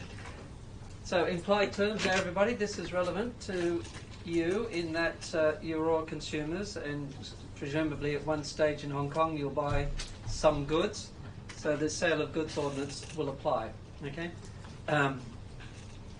and your course manual treats this very, very briefly on page 79 without any detail at all, but I thought you might be interested in going through a little bit more detail on this because it affects us all. Okay. I've got sections 14 to 17 on the screen. Probably the most important one is section 16. In fact, I would almost classify section 16 as must know, because if you get a question in the exam on implied terms, tell the examiner you know a term can be implied under statute. Worth mentioning section 16 of SOGO because it affects you and me. Okay. The others are important though. Section 14 is that when somebody sells you something, there's an implied term, they own it. Okay, and in the Roland case, it was sale of a stolen car. Okay, so there's implied term that you actually own the goods. I mean, when you buy a car, what do you look for? You look at the motor vehicle registration document. Okay, but apart from that, when you buy something, how do you know the person owns it? So, I'll buy your smartphone, right? You own it? What? You own it? Yeah. You do? How do I know? Well, there's an implied term that you own it. So if I buy it, and then somebody says, hello, where did you get that lovely smartphone from? It looks like mine. Oh, it is mine. Well, that would be in breach of implied term that you have title to the goods. When you have title to the goods, it means you own it. Okay, right. So that's pretty obvious, you would think. Section 14. Section 15, that if you buy goods, they match the description. Might this apply to buying things on the internet? Okay, although on the internet it's usually pretty good because they get photos, etc. But if they send up a photo which is wrong, and when the goods are delivered, etc. But of course, if you're buying things online, I haven't actually bought much online. I gather you actually meet with the other person and you have a look at the goods, and if you don't like them, you can reject them. Okay, but of course the goods should match the description. That's the Harlington case involving a painting by Gabriel Munter, who's a famous English painter. Okay, it wasn't a painting by Munter. Okay. And then section 16 is the most important one. When you buy goods, they must be of merchantable quality and fit for purpose. So if you buy a TV set and it explodes into flames, it's hardly of merchantable quality or fit for purpose. Now, what do you mean by merchantable quality? Good question. The English legislation uses the word satisfactory quality. Well, that's probably a better word, okay? But again, a little bit vague, okay? So if you buy anything, what have I bought? So if you buy a laptop and it doesn't work properly, then you could sue for breach of section 16 of the SOGO, okay? Is it of merchantable stroke satisfactory quality, and is it fit for purpose? Well, it depends on the facts of each case, of course. Right. And then section 17, correspondence with sample, fair enough. Okay. Now, if you are a consumer, and most of us individuals, we will be a consumer, then all of those implied terms are conditions, and that's an important point to make, conditions. We'll be looking at, well, I've already mentioned briefly the distinction between a condition and a warranty, okay? But all of these are conditions, which means what? If there's breach, you can terminate the contract and sue for damages, okay? So that's a very important consumer protection. So when you buy something, keep the receipt, okay? Because you've got to prove you bought it from that particular person, and okay? So, I mean, I don't know about you, but I've got a file at home full of receipts, okay? And of course, some items are under warranty for a certain number of years as well, okay? So, you know, you've got to document these things. So if you are going to sue for breach, you've got the evidence to back it up. Okay, good.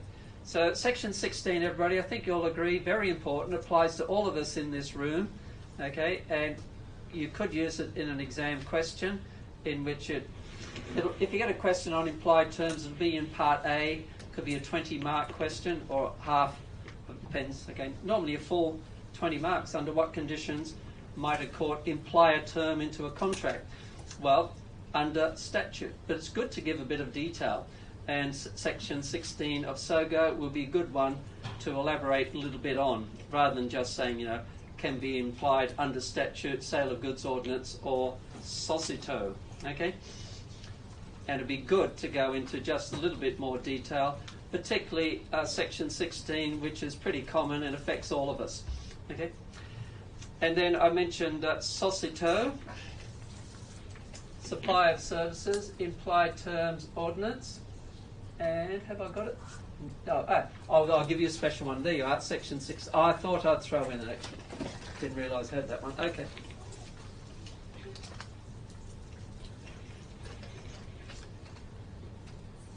One slight qualification on the merchantable quality point is that if you're buying something and somebody points out the defects beforehand, so it's have you got, actually it's another thing, isn't it? Do you come with headphones, etc.? Has it got a back? Okay. Well, if you inspect the goods and you still buy it, well, that's it. Okay. You can't sue under section 16. So if the defects are brought to your attention before buying the property, then you'll get it. Assuming, and this is slightly tricky, easily discoverable on inspection. Now, what do you mean by easily discoverable on inspection? If you're buying a car, how do you know? Well, good question. There may be internal runnings of a car which, once you drive it short distance, can collapse. Okay. Actually, I gave away my car to one of the garage. And guess what? The gearbox seized up about a month later, so he had to have it towed away. But I gave it away, so he couldn't sue me. All right. So there you are. Are they easily discoverable on inspection? Well, there's also that expression, caveat emptor, let the buyer beware.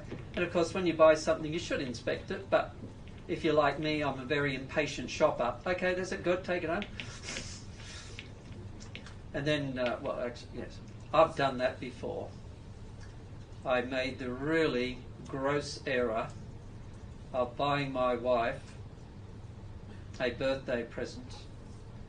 I go along to Sa because that's easy, and Sa have very nice. There's a nice salesman there. Oh, you're here again? Okay, good. He gave me this perfume, and it was for men. I said, "Why are you buying me perfume for men?" He was trying to say, "Oh my goodness," try to explain that one. Oh my goodness. And then I went into another shop, I bought some under-eye deodorant, and then somebody said, "This is for women." I said, "Oh, it doesn't say so." And he goes, "All right. Well, I don't know." Okay. And fit for purpose, obviously, does the seller know for which purpose you're going to use this particular item? That's an important point, either expressly or impliedly. Okay. But section 16, SOGO, everybody, I suggest must know. Throw it in. If you're asked a question in the exam, under what circumstances will a court imply a term into a contract? Well, you mentioned by custom. Okay.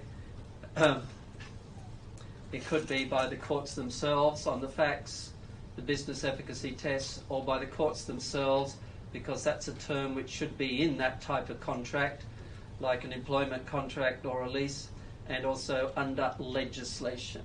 Okay, and legislation, remember, is boring when you read it. That's a good way to fall asleep. But the point about legislation is what you read is what the law is. Okay, and so whereas case law is interesting, it tells a story, but what is the law that is laid down in the case?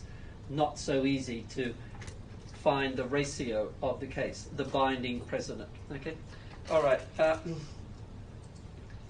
So let's summarise this portion of terms. And so the big question is, does a written contract contain all the terms of the contract? Well, number one, which we looked at already, has an oral statement been made by a party which is not in the written contract? If so, you've got to find out the legal status, get around the parole evidence rule exception, and then the court will decide whether it's a mere representation or a term. Bearing in mind that a representation might indeed be a misrepresentation, in which case it will have legal effect. Okay?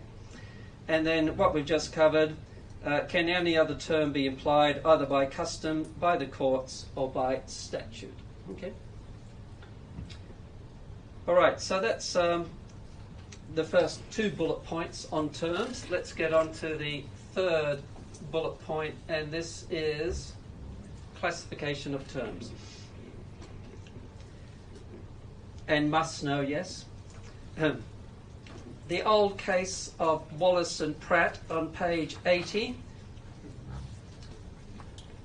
was pretty conclusive. Simply said, a term is either a condition or a warranty, that's it. But he did say, from a very early period of law, it has been recognised that obligations are not of equal importance. Good quotation, not of equal importance.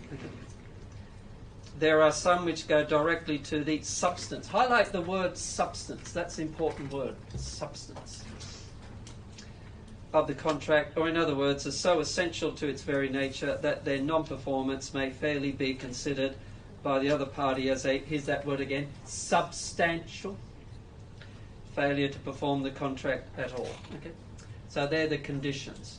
Breach of a condition entitles the innocent party to terminate the contract and claim damages.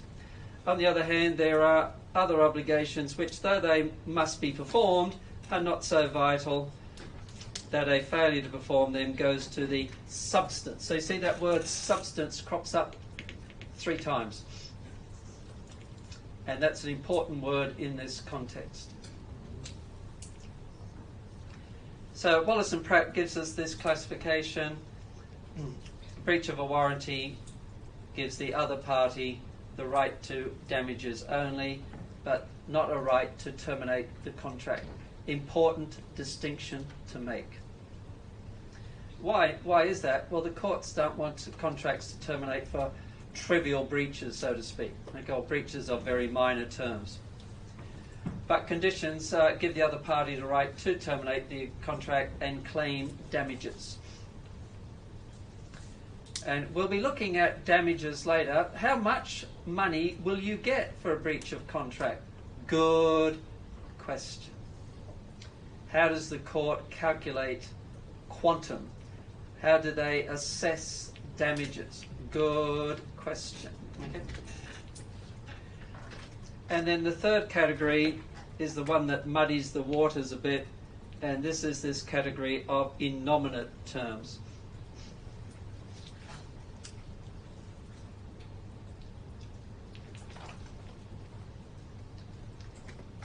And your course manual doesn't actually have a heading innominate terms, does it? No. Oh, it does at the end, yeah. But this innominate intermediate stroke terminology didn't come into effect until the Hong Kong fur shipping case.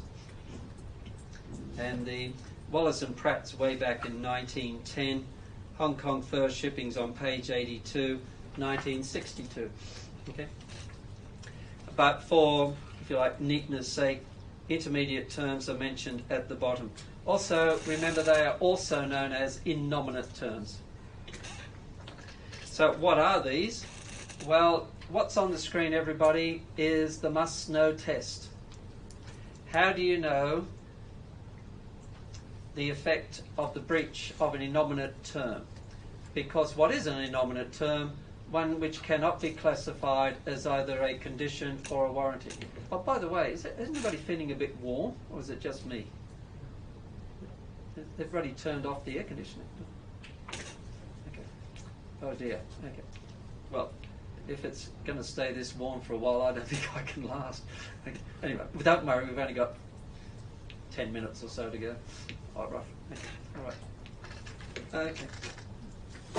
What I enjoy at the moment in my car is going outside in the breeze and sitting down in the nice cool day and going for little walks. And I feel slightly suffocated. All right, doesn't matter. So you cannot classify it as a warranty or a condition. So the court will look at the effect of the breach. The effect of the breach. And if the effect of the breach is to deprive the innocent party of, quote, substantially the whole benefit, then the court will treat it as breach of a condition. This is why I emphasise that word substantial or substance in that quotation by Fletcher Moulton on middle of page 80. Okay? And that's the test. Is the other party, the innocent party, deprived of substantially the whole benefit? Well, that depends on the facts of a particular case, right? And a couple of cases, well, we'll have a look at the intermediate terms shortly, yeah. Now, some interesting cases. Schuler and Wickman. Schuler and Wickman on page 81. It was a contract, and one of the terms of the contract was that I think one of the parties had to visit the other party's premises, I think once a week over about a 5-year period. I think the total number of visits was about 1,400. Okay? One visit was missed. One out of 1,400. And the innocent party said, you're in breach of a condition. Why? Because read the contract, it says this is a condition. But the court disagreed. They said, no, you're using the word condition in a non-legal sense. And they said, hang on, it's a bit too much for a contract to be terminated because you missed just one visit out of 1,400. Okay. So that's Schuler and Wickman. So the word condition was actually used by the parties, but the court said you're not using it in a legal sense. But, words are words, okay? And the opposite result occurred in Lombard and Butterworth, which is not on the screen, but in Lombard and Butterworth, it was a clause said that time shall in every respect be of the essence of the contract. That is a condition. And on page 81, there's a good illustration of that. Bottom of page 8, Union Eagle and Golden Achievement. And in Union Eagle and Golden Achievement, purchaser of premises was 10 minutes late in completing the purchase of a property. 10 minutes late. I'm not sure the value of the property, but it was quite valuable, right? Now, was this breach of a warranty or was it breach of a condition? The court said it was breach of a condition because the clause says time shall in every respect be of the essence of the contract. That is clear, that is always a condition. Okay? So the vendor could terminate the contract, yes, because it's breach of a condition, and claim damages, yes. How much? He could forfeit the deposit, and the deposit was 10% of the purchase price. So there, interesting. So let's say the purchase price was $10 million, so the deposit's $1 million. So by being 10 minutes late, you lose $1 million. Seems a bit harsh, doesn't it? The court said, nope, no room for equity here. Okay, it's a condition, that's it. Time shall be of the essence. Okay, why were they late? Well, they got caught up in traffic in Hong Kong, like you might be on the way home, although it's a bit late. So that's Union Eagle and Golden Achievement. Perhaps I should add this to the PowerPoint, but I did. It's mentioned on your course manual on page 82. Also, is it 82? No. Sorry, bottom 81.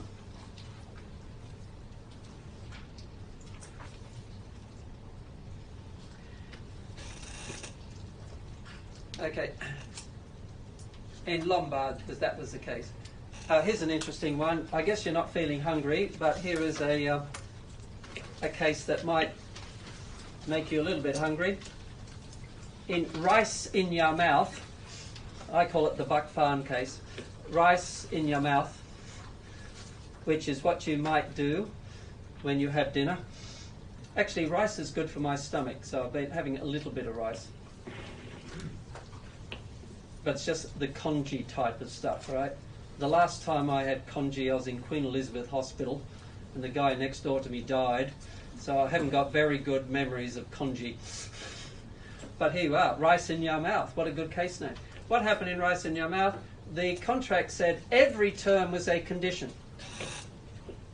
The court said, oh, come on, that's contrary to commercial sense. You can't say that every term is a condition. Okay?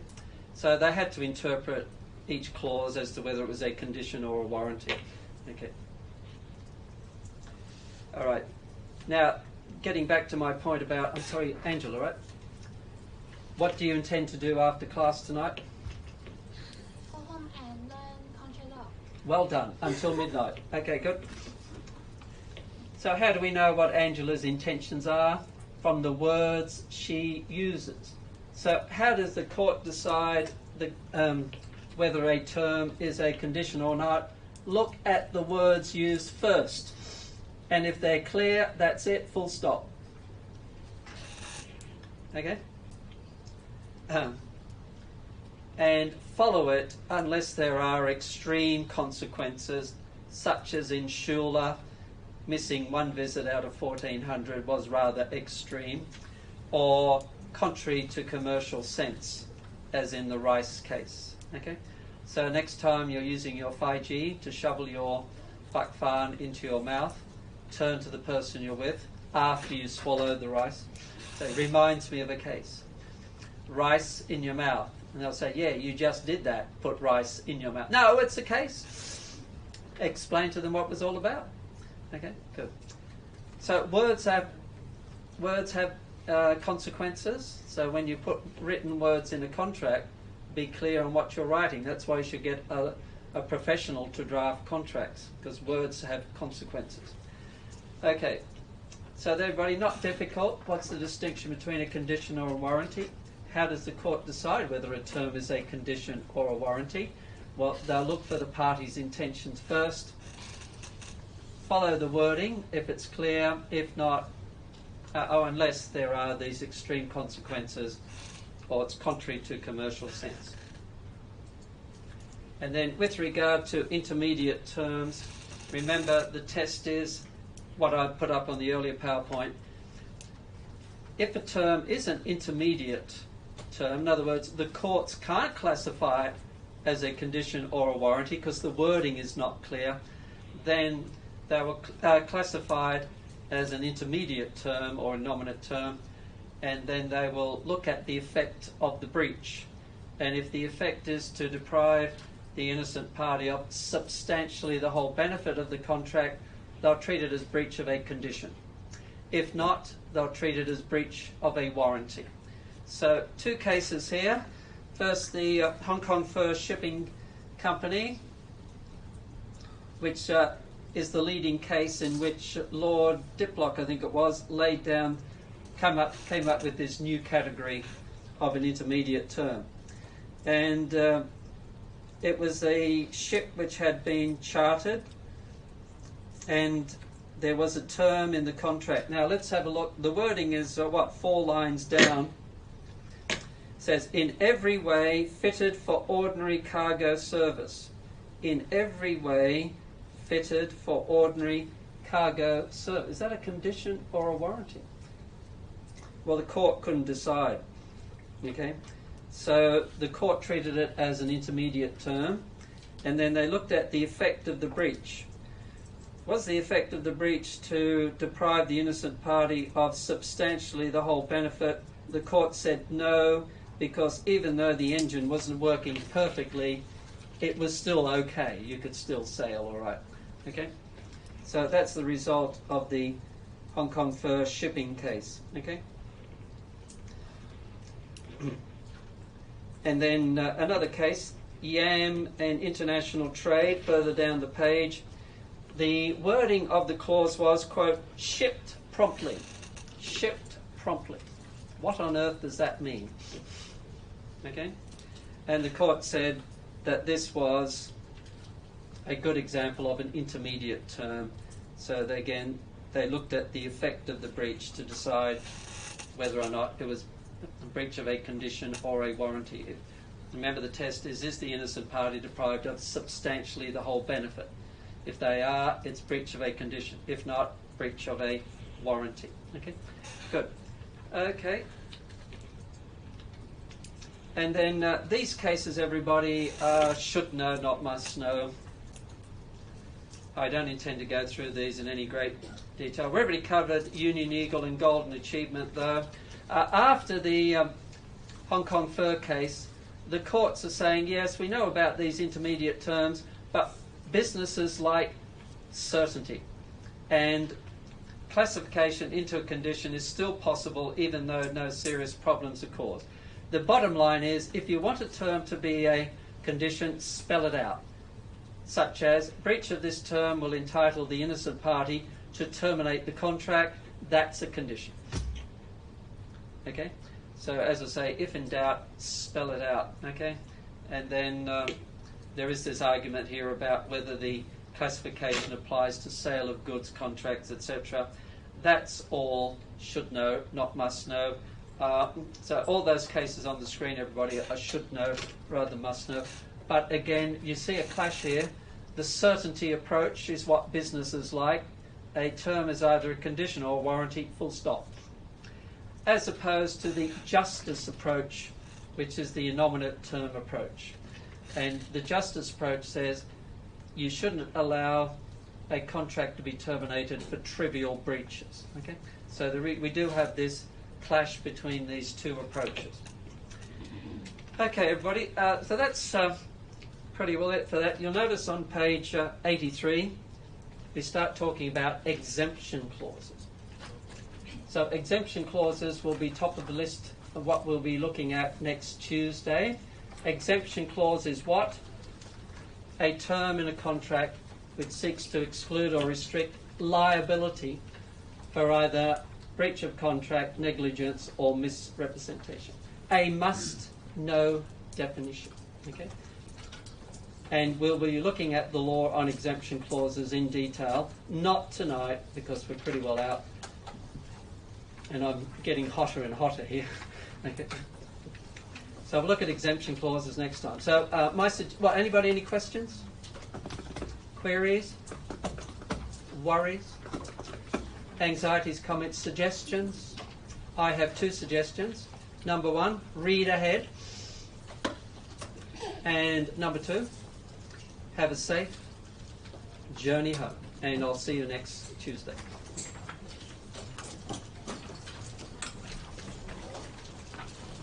Thank you. Thanks.